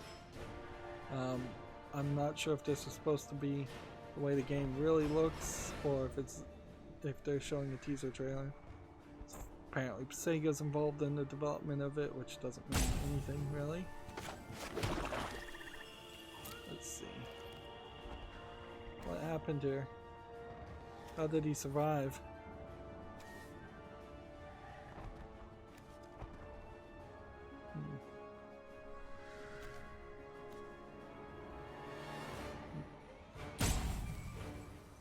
He was able to play card as an instant, but this can't block, so I've already won still. So, yeah.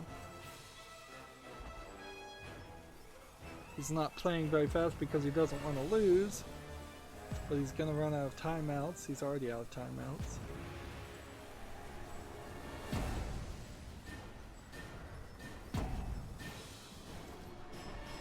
Alright, so now you just attack, attack, attack, and yeah, go. That should be more than enough. If he can somehow save himself, then I beat him in 2 turns with this anyways. I may have given him an extra turn, and that may have been the problem. Yeah, because I may have not been paying enough attention. Next we have a game on Steam called Flow State, which looks like it's, I don't know, some kind of drone simulator game, but it's not widescreen. It looks awful. It looks like a cheap Chinese game, if I was to guess. English, early access, free to play, English only, I guess. Alright, so it's a cheap English game. And I'm very uninterested in that. And I got another pip. Yeah, it seems like if I am going to try to get up in rank this way, they're going to make me do it through a lot of struggle. Because I'm only getting one pip per victory. So unless I start getting a run and it starts giving me 2 pips or 3 pips, I don't think it's likely I'm going to make it all the way up to platinum in this stream, which is everything resets by Monday. Alright, this on the field, and this on the field. Gamma Sutra has a blog here. Steam sales case study, academia, school simulator. Which, let's see. We can look at it. This looks like a particularly bad looking clone of Prison Architect. Let's see. Apparently it was a game that somehow made 1 million sales and did it by a launch, and then Jacksepticeye playing it, and that got a bunch of people. Then an Alpha 2 launch, and then a daily deal #1, and then something happened to boost it. And then Dan TDM played it, and then an Alpha 3 launch. Then there was a week-long sale and a daily deal 2, which all those sales apparently did them so well, and I think majorly just getting early momentum by a streamer did them so well that they somehow made $1 million. Although I'm seeing it seems like maybe they only really made $500,000, which is still a ton.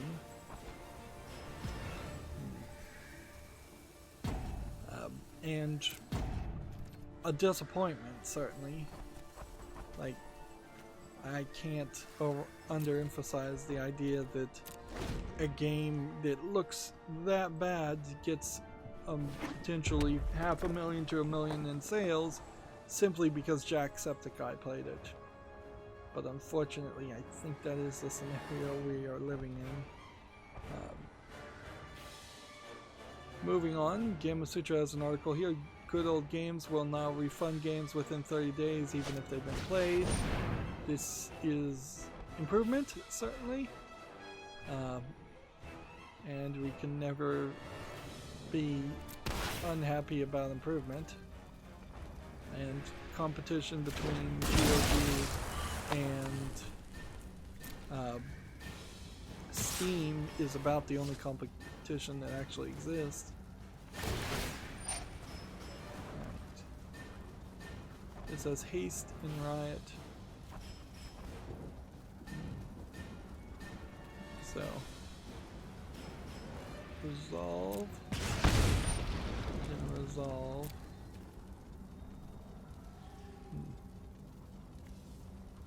and then pass, I guess, and then block, and then inside the block, and then sacrifice, do that, and then do that.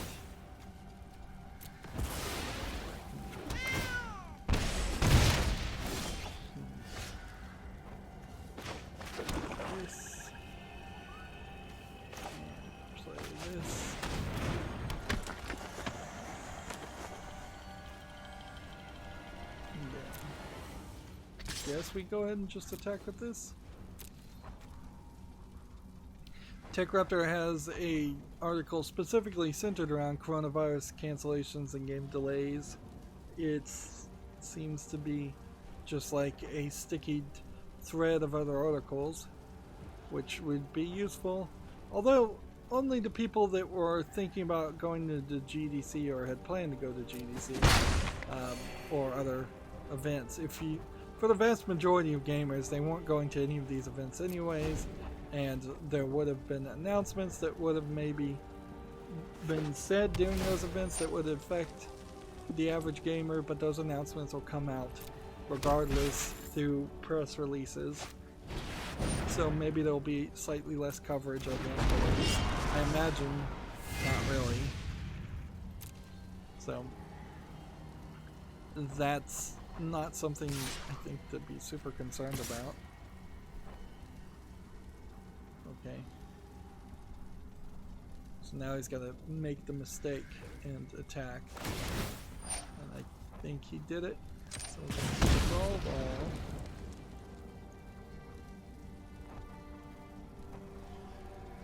And then we pass here. And I block here. And I block here. Click block. I activate this. Submit that.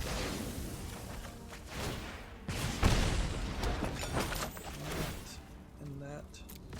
Even though this is doing some damage to him, it really doesn't matter.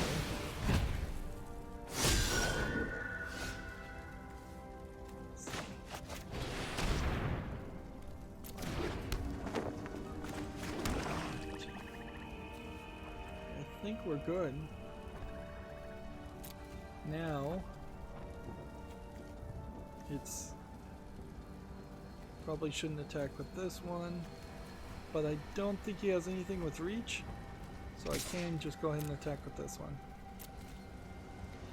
Gamasutra has an article here, and I heard this from several sources. Plague Inc. has been pulled from the Chinese App Store over quote-unquote illegal content. I imagine there is no illegal content whatsoever in Plague Inc. It's been a well-established game. I covered it early in my YouTube channel. There's nothing that should be labeled as illegal in it. I imagine what it is since it is a somewhat realistic simulator of a plague, and China is experiencing a plague right now, I imagine the Chinese people are playing it to see what's going to happen, and they're getting very concerned about the spread of the coronavirus, while the Chinese government themselves are clearly trying to issue a cover-up and downplay the risks. And so this is another instance of Chinese censorship for political reasons as a cover-up, as a disservice to its own people. Now they can't play this game just because I imagine this game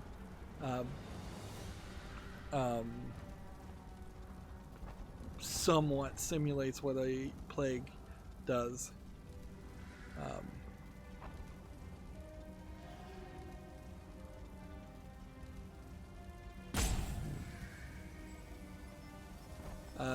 That is, of course, my opinion. Like, the article here says that the makers of Plague Inc. doesn't know why it was pulled, but almost certainly that's the case. The weird, it would be very, very weird if it turned out there was something illegal in the content, something like that had been added or changed, or there's just something in Plague Inc. that doesn't pass muster, and that it is just a coincidence. I cannot give the communist, authoritarian Chinese government that much benefit of the doubt, though. It's not realistic to believe that. Okay. So, what I want to do is I want to block the most damaging person, which would be this, and then I want to sacrifice this.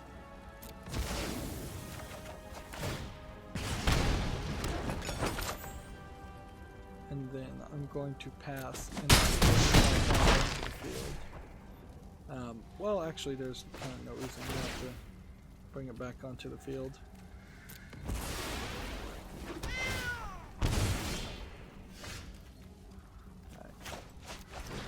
I just don't have enough mana, so I've lost this game. I'd have to do no attacks here, which probably was a mistake, so I can defend with this.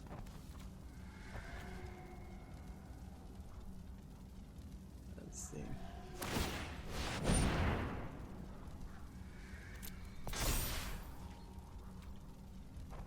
Next we have a game on Steam called Obelisk, which looks like it is just an obelisk and nothing else. Looks like it's a low effort game. Like, I guess the idea is that maybe this is some kind of puzzle idea where you're dealing with an obelisk and it's giving you more hints with things written on the obelisk. This is $9.89 discounted, though that is way too expensive. It has 3 achievements, which makes me suspect there's literally only 3 puzzles in the entire game. Yeah, it does not strike me as something that looks like an actual product.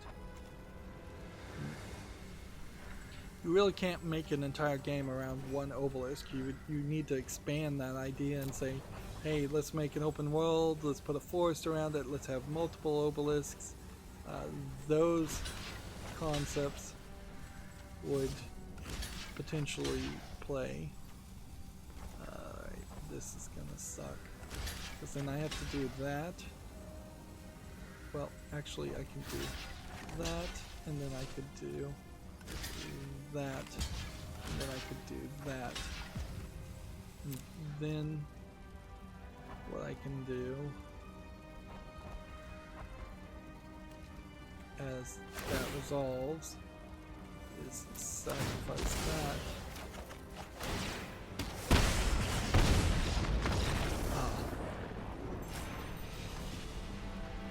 Nope. And there goes my pip. So, and there goes my win streak. I don't think we're gonna get up another rank. TechRaptor has an article here, Blood Roots Review, which this game I don't recognize. It looks nicely animated. Is it a top-down Diablo game or what?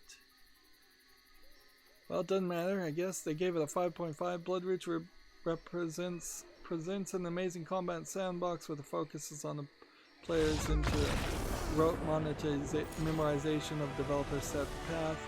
No amount of Samurai Jack styling can make this fun.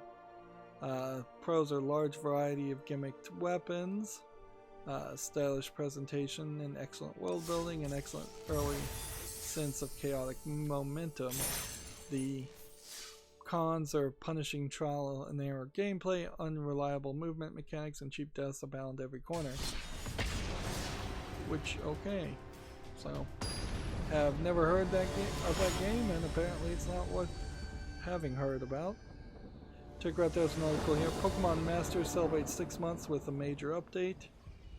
Pokemon Masters, I would argue, not super successful because it failed to do the one thing it kind of needed to do, which is establish itself as something more than a one-time spin-off of Pokemon that people quickly lose interest in and not want to see a sequel per se in.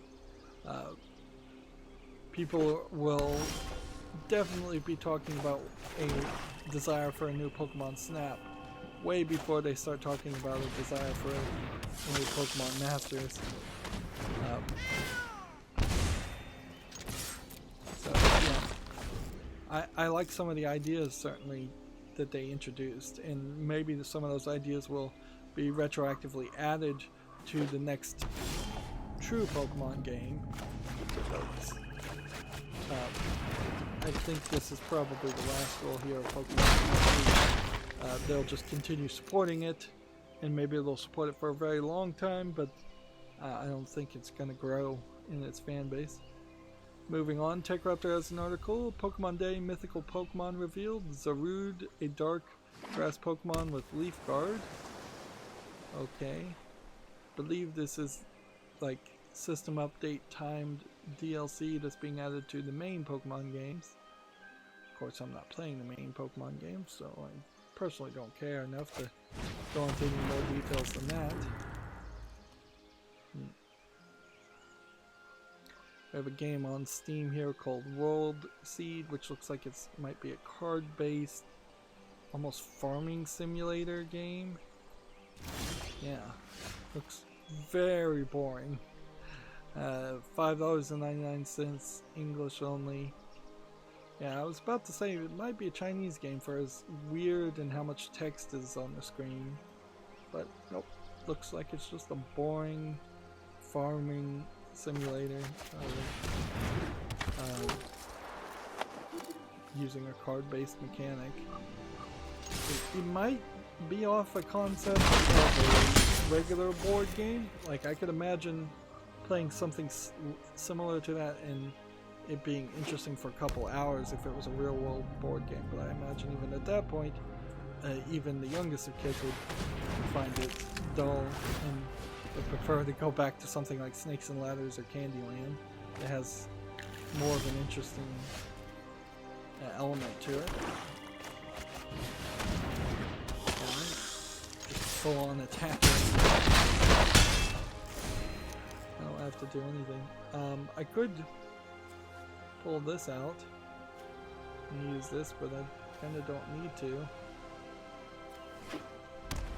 Like he used his Wish Claw talisman.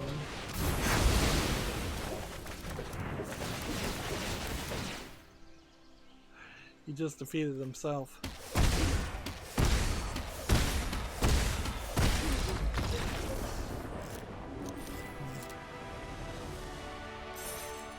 Hey, we're up to 3 pips out of 6.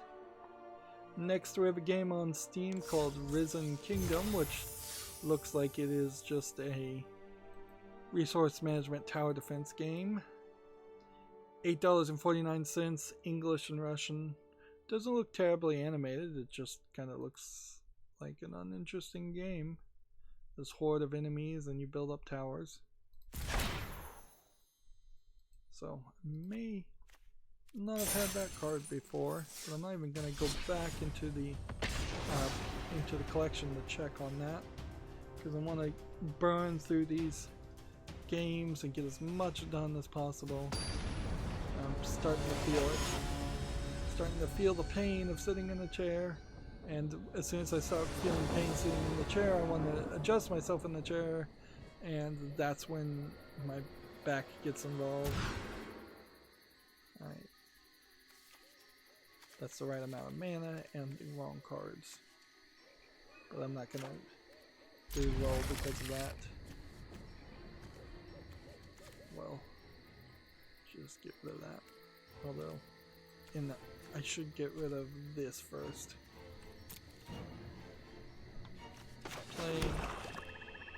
Play. We have a game on Steam here called Jeff, which seems to be a collection of just very trippy, weird animations. And I'm just not willing to go down this path. Like, LSD-inspired animations in video games, I'm not willing to do it. Let's see, $3.99. I don't want to see some of the garbage that I've seen on Adult Swim over the decades that just seems to be allowed to be made and seems to have basically no target audience, or such a small target audience that it's irrelevant. I don't want that target audience to be the people that are controlling how video games are made. I don't want to see a Mario game with trippy, weird animations on it. Like we've tried for many decades to get hyper-realistic graphics and good-looking cartoony animations or anime graphics in games, and so there's several different art styles that look very good, and just potentially throwing that away and introducing this art style that is just weird claymation for no good reason is not something not a direction I want to go. And I get it. If it was a one-time thing like Clay Fighter, and that was part of the joke, I'm fine with that. But I'm not sure if Clay Fighter came out today, I would want to play it, and I don't think I ever have played Clay Fighter. Yeah, Jeff just looks way too weird. Also, in this new world where anybody and everybody can sell something on Steam, it is going to boil down to the lowest common denominator very quickly, and we're going to see extremely low effort games trying to hide the fact that they're extremely low effort games by having trippy art styles. It's already getting harder and harder every day to determine whether something's an asset flip, because the assets that are getting flipped look so good usually. Maybe I am just being an old man and being cranky, but yeah, I can't say yay to that art style.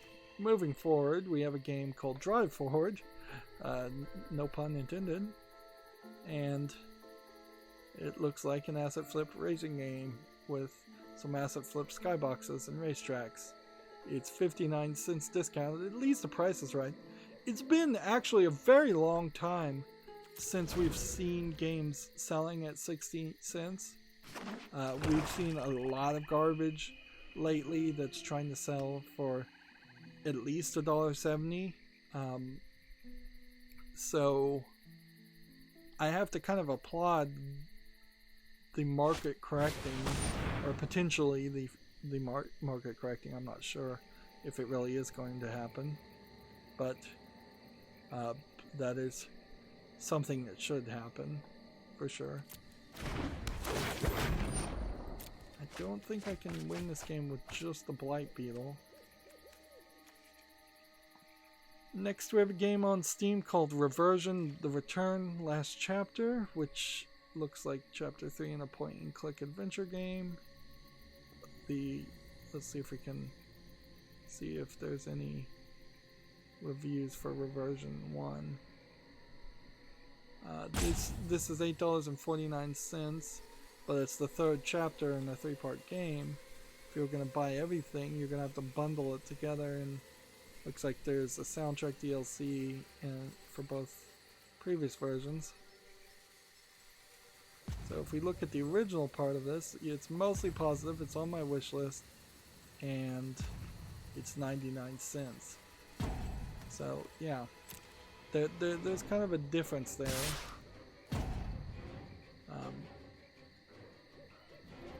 And I guess there's kind of nothing to do at this point. If I do decide to buy this, I'm going to have to do the research at that time to make sure I buy every part of it, and if it really is worth the $13 it seems to want, where it started at $1. So it's in 3 or 2 iterations, it has gone from saying the first chapter is 99 cents to the next game is $6 or something, and then the next game is another $6, which that's a major increase in the price, and would require feedback on whether it was a major increase in the length and quality.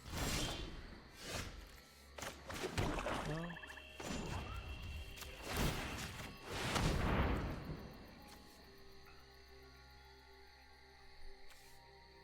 I don't think I'm going to win here.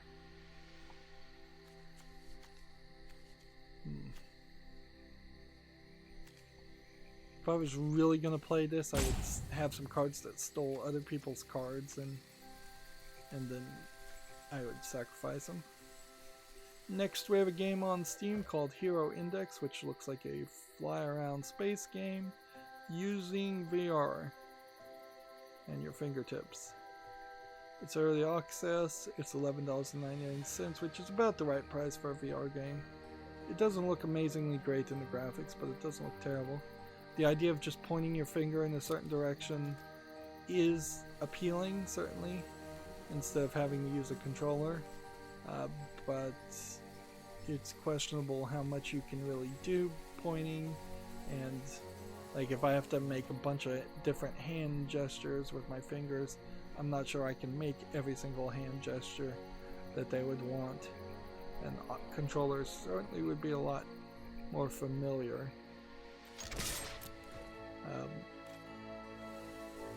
See, next we have a game on Steam called Chuck Meowers, which is, I suppose, a cat version of Chuck Norris, but what it really looks like is a mouse-driven, top-down twin-stick shooter game, which I guess you can't really call a top-down twin-stick shooter at that point if it's mouse-driven. It looks pretty bad. It's $3.99, English only. Price, not terrible, but it still doesn't look good, so that trumps everything else. Next we have a game on Steam called Honor Hill, which looks like a RPG Maker game. At least it's widescreen. But yeah. It's $5.99 discounted. English full audio, that's a nice selling point too. Some nice looking achievement images and nice looking characters in this part, but what I'm seeing in the main game is still 8-bit pixel graphics. Now there's just really never going to be a case, I think, for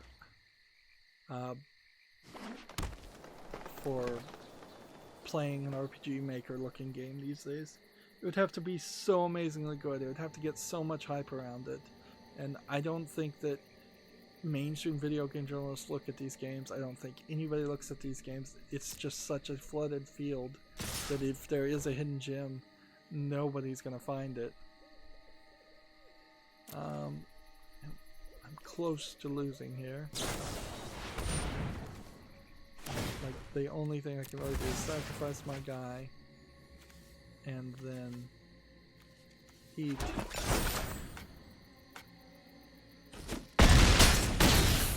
Yep, can't even eat the food. So there goes my 1 pip.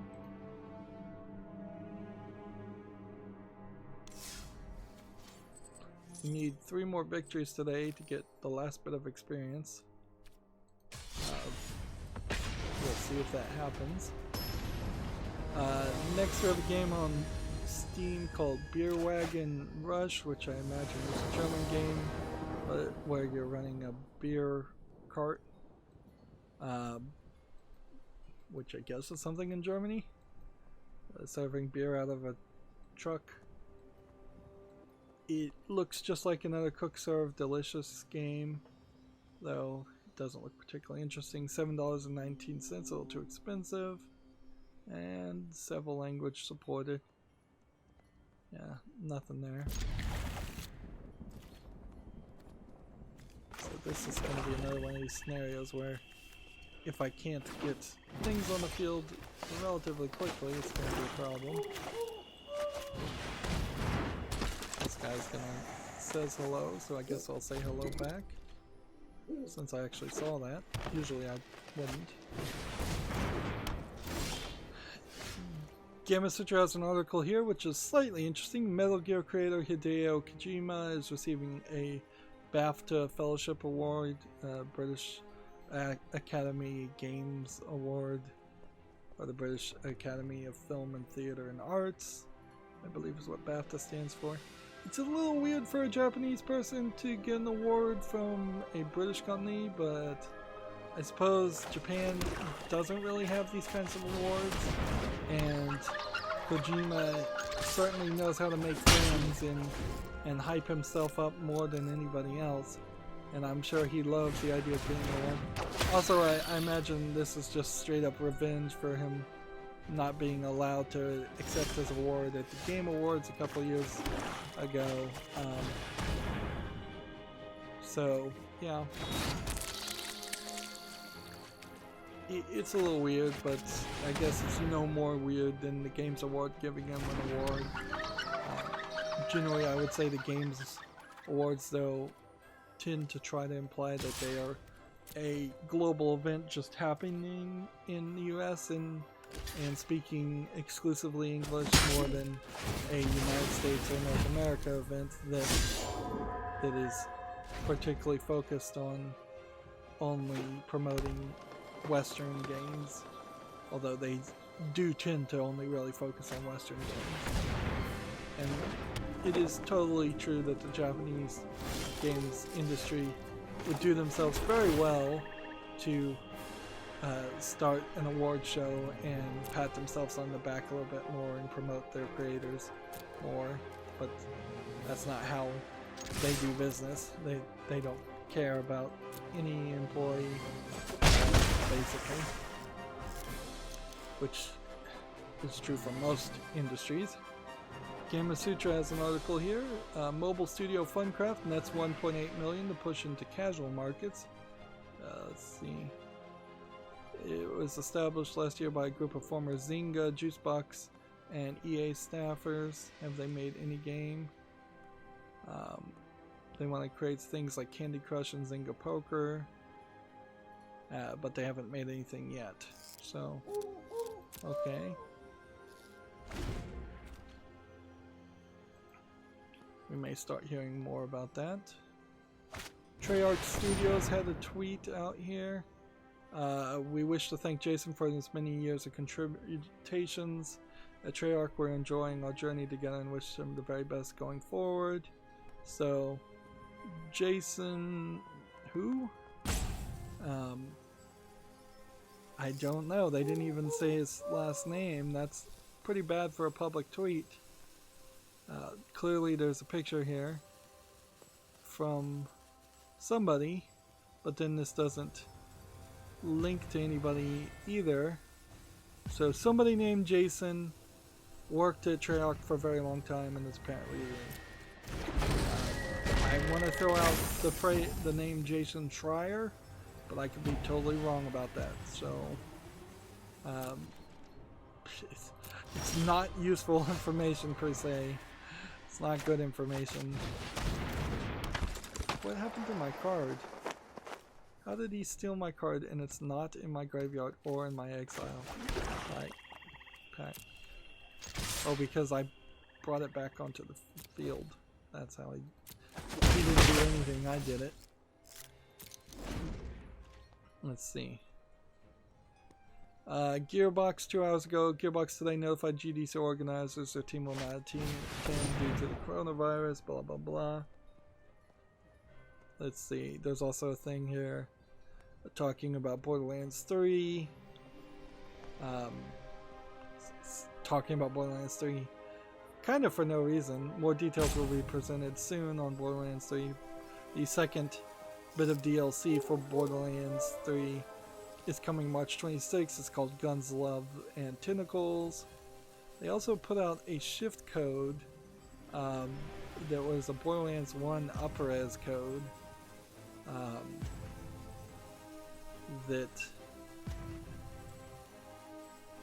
it accepted, and I don't know why it would accept. I would have assumed I already had Borderlands 1 upper res for free, but they might sneakily be allowing people who put in the shift code get the remastered version of Borderlands 1, where they were possibly reselling the remastered version of Borderlands 1 and not just giving it away for free. That would be weird, and I guess that's the best way to fix that, is just to say, hey, let's get everybody on the remastered version and stop trying to make more money off of that, because I think they were trying to resell it. They certainly did that with Bulletstorm remastered, and people were very unhappy, but I don't recall if they were doing it with Borderlands 1 or Borderlands 2. Let's see. Moving on, Gamatsu has Genshin Impact 12 minutes of PAX East gameplay for the PC, PS4, smartphone, and Switch. Genshin Impact being a Japanese RPG game of some sort, obviously. Yeah, it looks cool. Might be a little bit easier to get in the Genshin Impact series than it would be the Dragon Quest series, although you probably would be better just playing Dragon Quest. Because I'm not sure that the Genshin Impact series is that great, or as good as Dragon Quest at least.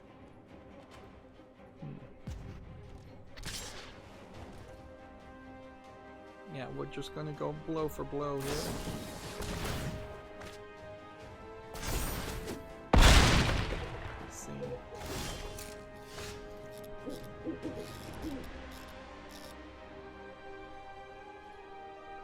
I guess Platinum Games did go to PAX East, as I'm looking at this Platinum Games Twitter feed. I don't know what they tweeted that I would have opened their Twitter feed, though. Maybe by accident. Yeah, I don't see any recent tweets that seem to have any relevancy, and I can see the beginning of the end, thank goodness. Like, it was going to get dangerous that I was going to not be able to cover all the games today. So far, I've just managed to stay still in my chair, and that's hurting me, but it's not hurting me as badly as if I tried to shift in my chair. But I mean, this is certainly no way to live life. Like, back pain is no joke. Like, to literally just have to stay absolutely still in fear of hurting yourself, that's insanity. Wait, did I just do no attacks? I did. Alright, well, I should have done all attacks.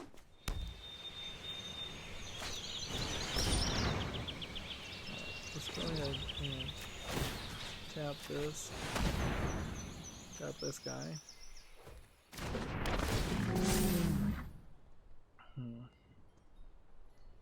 And that brought that to the field. Probably shouldn't have tapped that guy. Probably should have tapped this one. Alright, let's do this.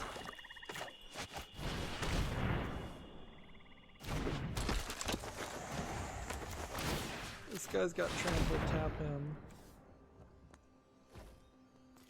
And attack with this one and attack with this one. Next we have a game on Steam called Watch, which looks a lot like a Fez clone. And unfortunately looks like it might be a Chinese game, but maybe there actually is something here. You don't even really see it in the screenshots, but here you have that perspective twisting appearance of shifting the world, which is interesting. Early access, $1.59, English and Chinese. Man, it might be something. It might actually be something at that price.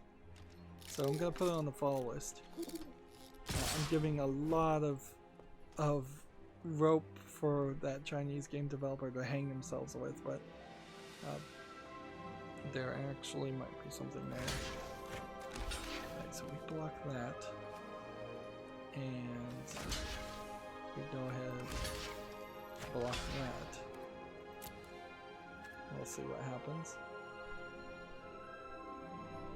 Next we have a game on Steam called Incredible Dracula Ocean's Call, which looks like a resource management game. None of those would ever interest me. $5.59 discounted. English, German, and Russian. Nothing really to say more into that. TechRaptor has an article here. Stardew Valley 1.5 content update is under development, which is just to say that the developer of Stardew Valley is still constantly adding more content to Stardew Valley. I don't know if he's ever going to move on to a sequel game or spin-off game. He is just going to milk that one cash cow, I guess, for all the life you can get out of it, which might be the right move. Might be, might not. Depends on if he's got any other ideas and if he thinks he can make anything. We've seen a lot of examples of game developers moving on to their second projects and it not being anywhere financially successful. Whereas you have like the creator of Minecraft being super successful with Minecraft and then leaving the video game industry completely, which again may not be the worst idea. This is indestructible, so I shouldn't have hit that way. I should have hit something like that, and then I should have done something like that, and then I've got to do something like that, and this is going to all be lost. Next we have a game on Steam called Cinto Corsa Competition, which sounds very French in the name. It is well reviewed at $39.99 as a maybe it's Italian, not French. Looks like it's a supercar racing game, if any of the screenshots wants to highlight, and it's already on my follow list, so I'll just leave it there. Not to say that I'd really cover or play this. And I think for convenience sake that'll be the last game, and we'll just cover the last bits of news here, and then that'll be it for this week. Gamatsu has an article here. Platinum Games introduces a newly established Tokyo studio. That's probably the tweet that I was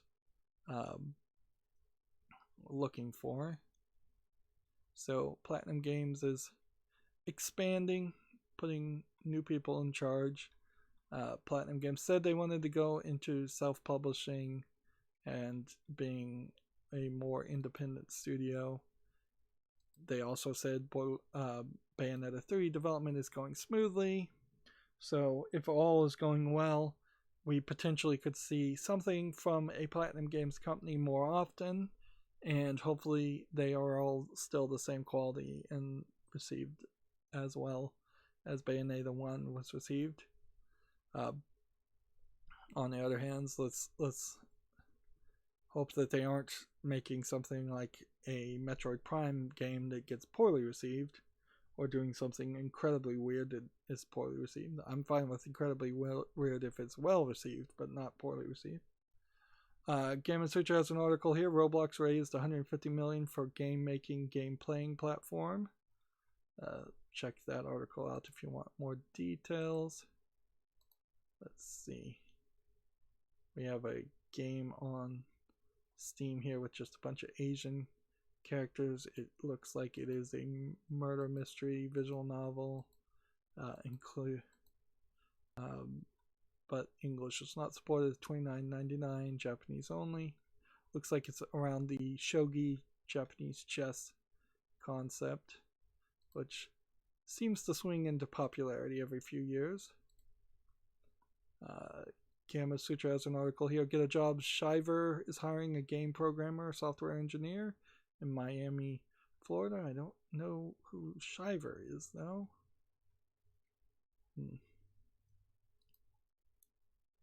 Let's see. Here we have a terrible looking game called Neon Flight. That's just worth mentioning for how ugly it is. 89 cents, English only. Yeah. I should have curated that when I was curating all the other games, and I guess I just left it on because it was particularly bad. Here we have a game on Steam called Cursed Pagoda, which is some kind of card game with also some weird background Chinese story to it. So I think I wanted to point out that, yeah, solitaire games, still, on rare occasions we get those. $9.99, no discount, English only on that. That is, again, not something that should sell. Let's see.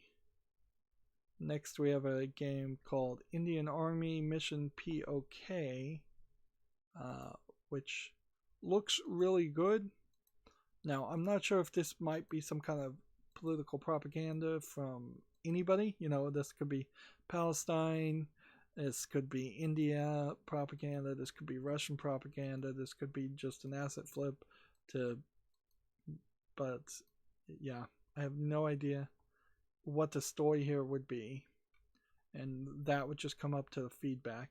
But it does look visually good at first look. $14.39 discounted, English only. It's weird that it would be English only. If this was made by an Indian company, you would think that they would have at least one of the other dialects that are spoken. I know English is the official language in India. I'm not ignorant of that fact, but I would think that they would speak some other languages too. I don't even remember what the other languages are, but yeah. Moving on, TechRaptor has an article here. Experimenter Overwatch triple damage tank balance has arrived. So they did some kind of balancing in Overwatch. If you're interested, check out this article. I'm going to pretty much ignore it since I'm not interested in this. Gamer Sutra has an article here. Drew McCoy departs Apex Legends developer Respawn after 10 years. So another person moving on to a different company or to a different career path, or just moving on in general.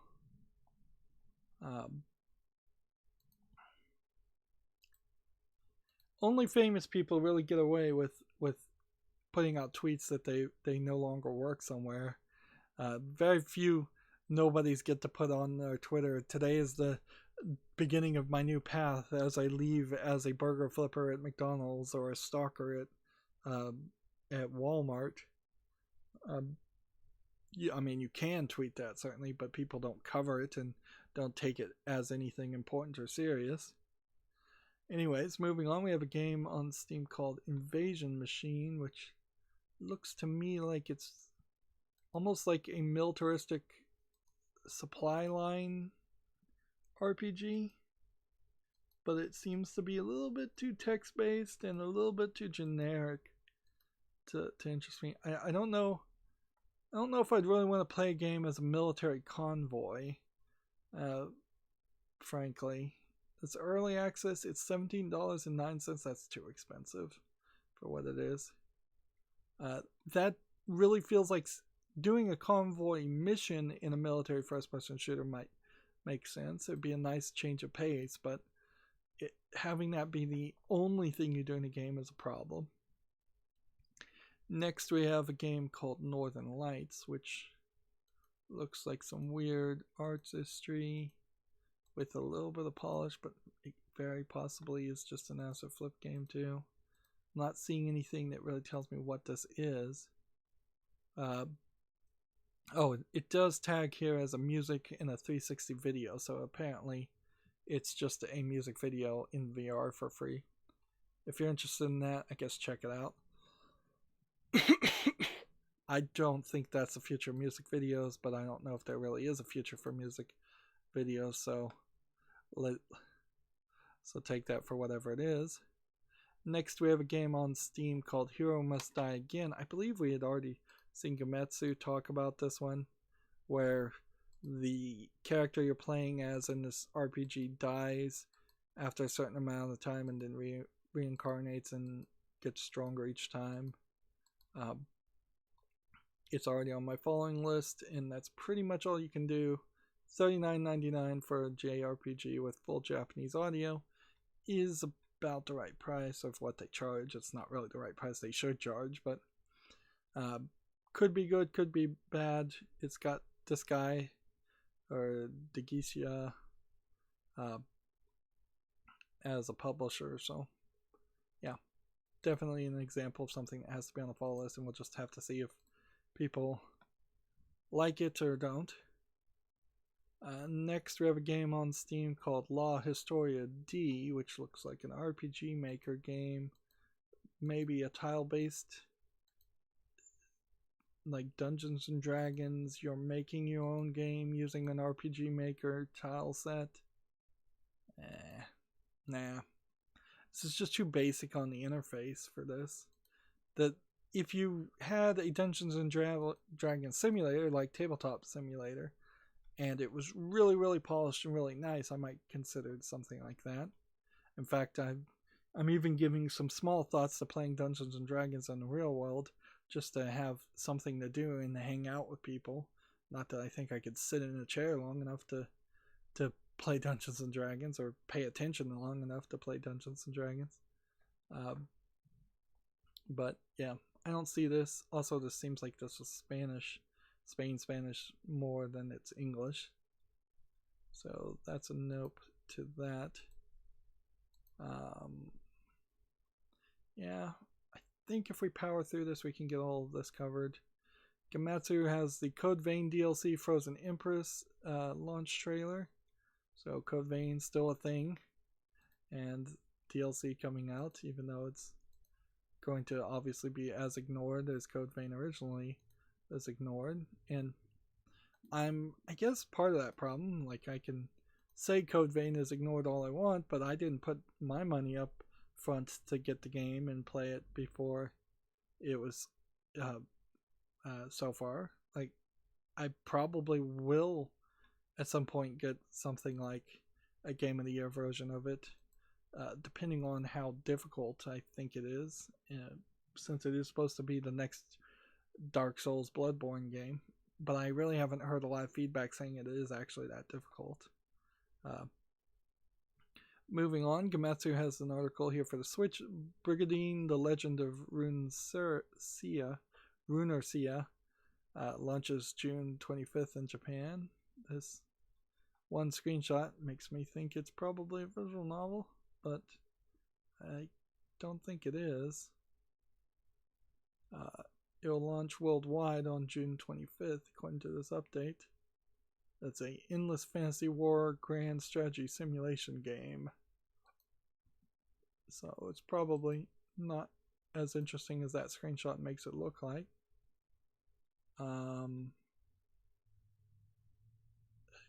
Gamatsu has an article here. Compile Heart is going to announce a new title on March 28th. In the March 28th due issue of Denginki PlayStation.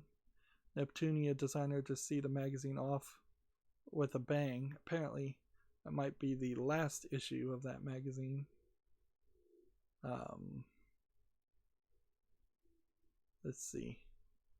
Denginki PlayStation Volume 686 will be the final issue of the magazine before it ceases regular publication after 25 years.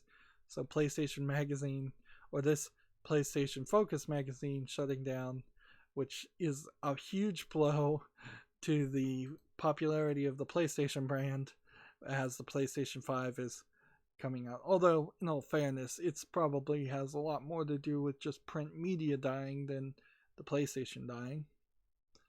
Next, we have a game on Steam called Contract, which has a contract in it, and then it looks like it's an Asian platformer, hack and slasher. It looks kind of Game Boy-y, kind of simplistic. It looks like you can only use the keyboard. It's 99 cents, English and Korean. Yeah. It's probably really, really simplistic, if I was to guess, from the looks of it. So, I'm not going to bother to put it on the following list. Next, we have a game on Steam called Whale with periods in between each letter. I believe this is another VR experience / simulation and not really a game. And it is selling for $199.99. It's been a while since we've seen something that was ridiculously overpriced. English full audio. So I imagine that's why I kept that. This one's a little bit weird. The game Dreadout 2 is out, and it's getting mixed reviews. It was already on my following list.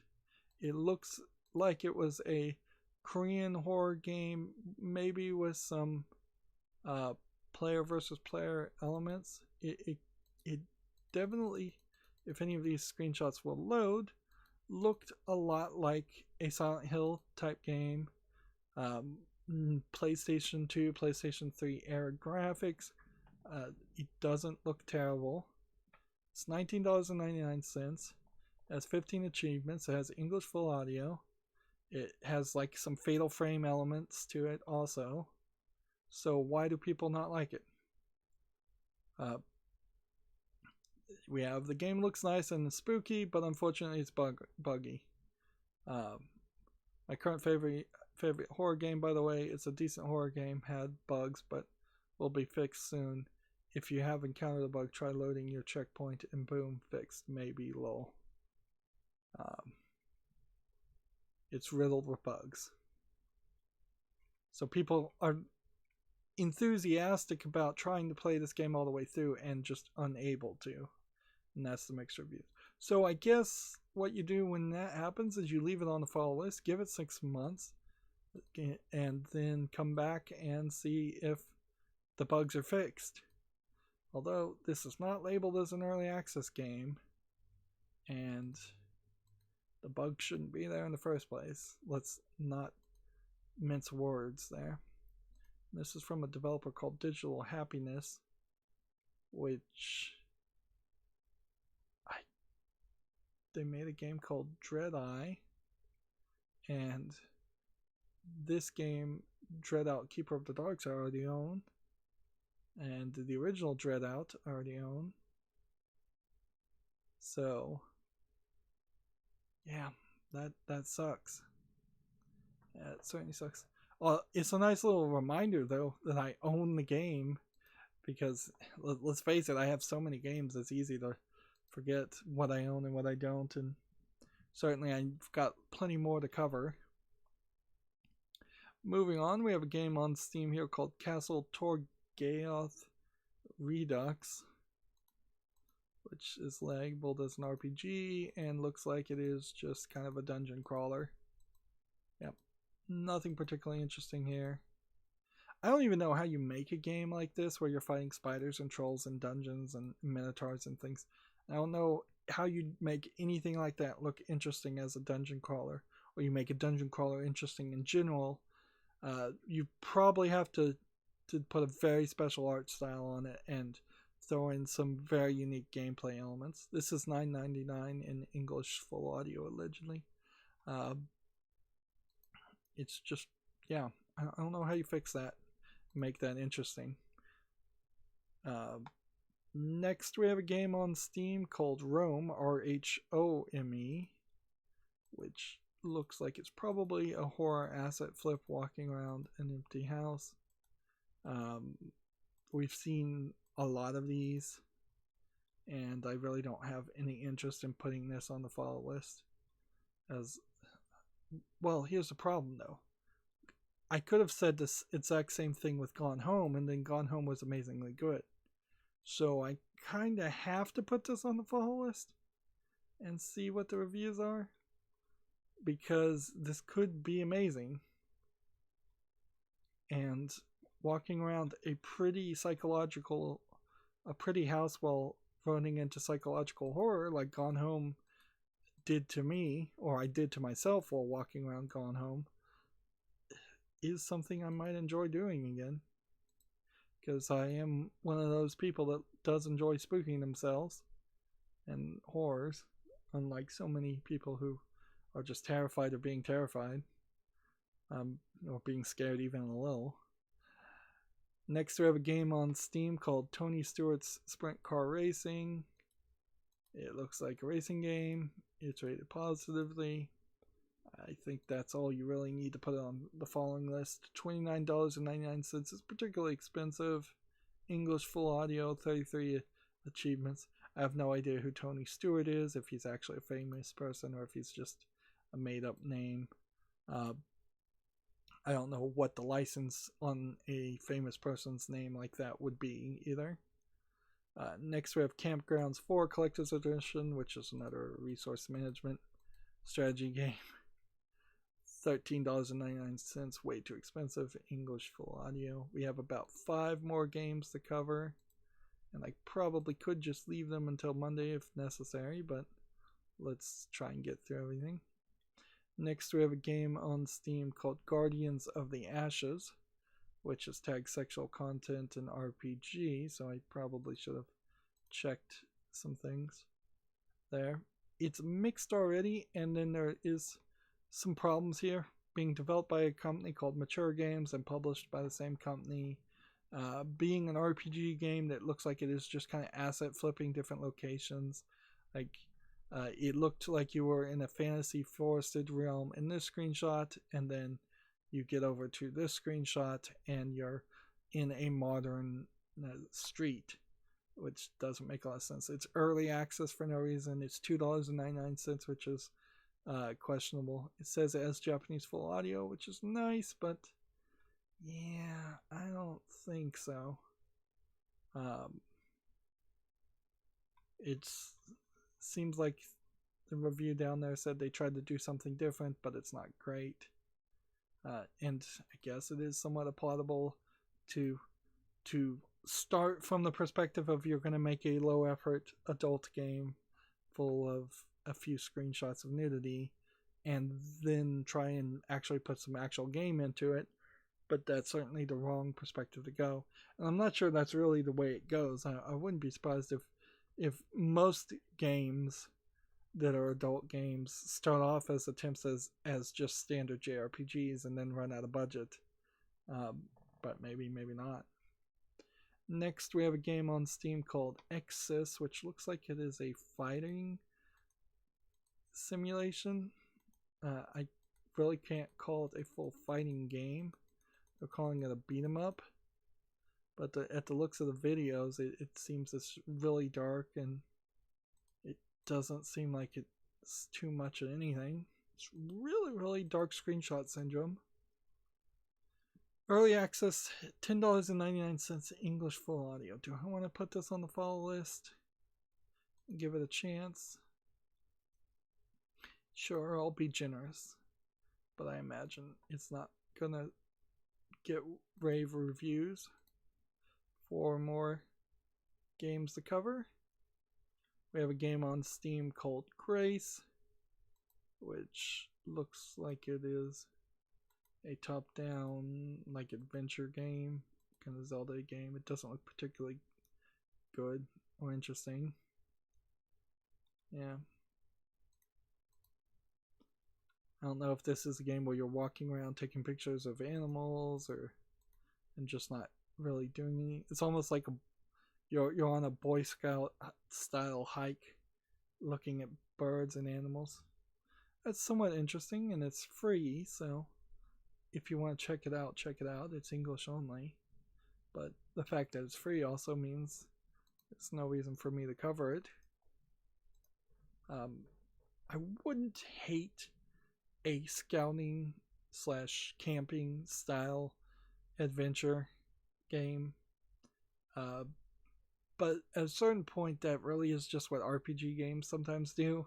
Also, where you're collecting plants for boosts and you're running into different animals. The only difference is most RPG games, you're fighting those animals, and the plants you're getting aren't real world plants, and they're all useful plants that increase your health or your stats in some way. Next, we have a game on Steam that I imagine you would pronounce Chief's Quest and not Chef's Quest. It looks to me like it is a kind of badly animated platformer game, but I might be willing to give it a bit of an exception here, just on the Native American storyline, because there's been quite a lack of Native American characters in games. I think that's probably because there's not a lot of Native American video game programmers, and there's not a lot of history that's getting passed down that way, and people who are not Native American don't want to be accused of being racist by trying to make a story around that concept. So yeah, I'm going to put this on the follow list. $9.99, English only. It would be nice if this was a Native American game that was made by Native Americans and spoke that Native American language, of which there are many. But here you can see it's more inspired by Princess Mononoke and Nausicaa Valley of the Wind, which are Japanese animes by Ghibli, and his fascination of a Native American concepts somewhat, although I would say Princess Mononoke is probably a lot more focused around Japanese stories, and Nausicaa Valley of the Wind I don't think is particularly inspired by Native American concepts either.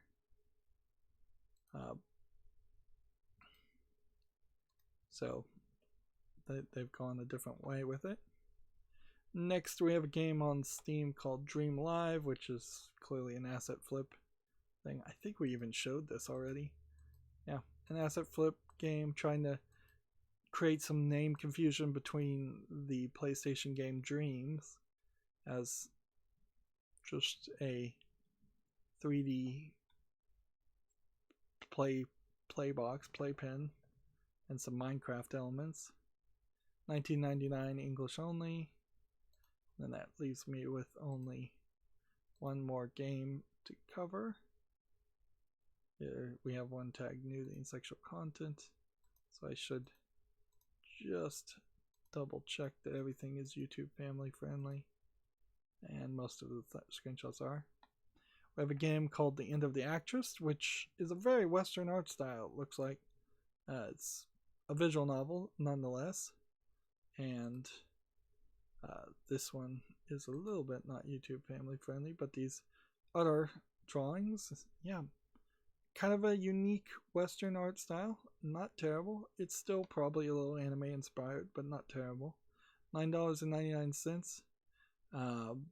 Bundled together with a bunch of other games for $80.67. English without full audio and 5 achievements. This might be something worth putting on the follow list. I wouldn't be surprised if it's extremely short. I wouldn't be surprised if it's not that interesting. It's weird that it's called The End of an Actress, and then it's showing someone who looks more like an aristocrat, a princess, a queen. But I wouldn't be surprised if there were a few actresses who turned into queens. Then that brings me to the Humble Bundles store, which it looks like there's no new Humble Bundles. And then that brings me to my Twitter feed, which, let's see, since this is Friday, we need to go through the Twitter feed and just make sure that there isn't any more cancellation. GDC has put out an important update, so we need to talk about that. Let's see. Close that. After close consideration with our partners in the games development industry and community around the world, we have made the difficult decision to postpone the GDC conference this March. So they're postponing it. It probably means it will be canceled in total. So GDC in total now postponed, probably canceled, and after losing so much support,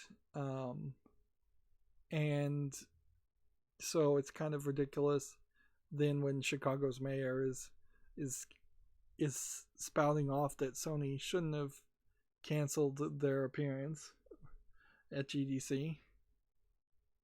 The Raspberry Pi seems to be putting the 2GB models of the Raspberry Pi 4 on sale for $35, which is how much the 1GB version is on sale. They're getting somewhat close to their anniversary, so they might announce something new. Also, they've made like a hardware revision, although it's hard to tell whether you're going to get the new hardware version or the old hardware version to better support USB-C power plugs. I would potentially argue wait until the anniversary and see if there's anything. And I imagine the reason why the 2GB versions are being on sale is it's just getting harder and harder to source out 1GB versions of RAM chips as the chips just are getting bigger and bigger. Here we go. TechRaptor article. WWE Hall of Famer Booker T lawsuit against Activision for Call of Duty's profit moves forward. So apparently they used the likeness of Booker T, or Booker T feels like his likeness was used to create the character Prophet, which, looking at this screenshot, I could see some of that. There might be more to that story, and we'll talk about that on Monday, since that's not a super important story right now.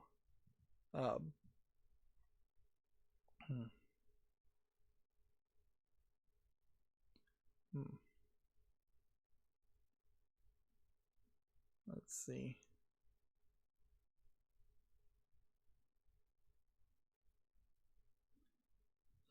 Here's someone that's talking about how they have a security system that is monitored, and if the alarm goes off and you're naked, the images will be taken from the security cameras and sent to the monitored team.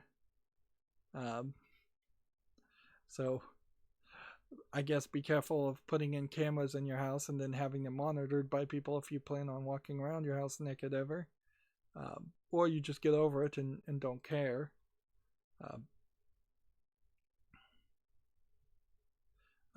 3 hours ago, TechRaptor had an article here, and I guess it doesn't really matter. Activision Blizzard and Gearbox Software also pulled out of GDC. It's kind of unimportant news now, since GDC itself has been postponed. And I guess I'll just accurately depict it as postponed, although I would speculate heavily it is more than just postponed. And yeah, there's not really any other news. Good. So that makes it somewhat simpler to end this stream. As always, I ask you to like, share, subscribe, comment, and watch every second of my videos. If you want a friend to follow me on any social media sites, there's a whole bunch of links down below in the description box. And if you want to support me further, there's a link to Patreon, or you can friend me on Steam and gift me a game off my wishlist. Thank you for watching. Have a good evening.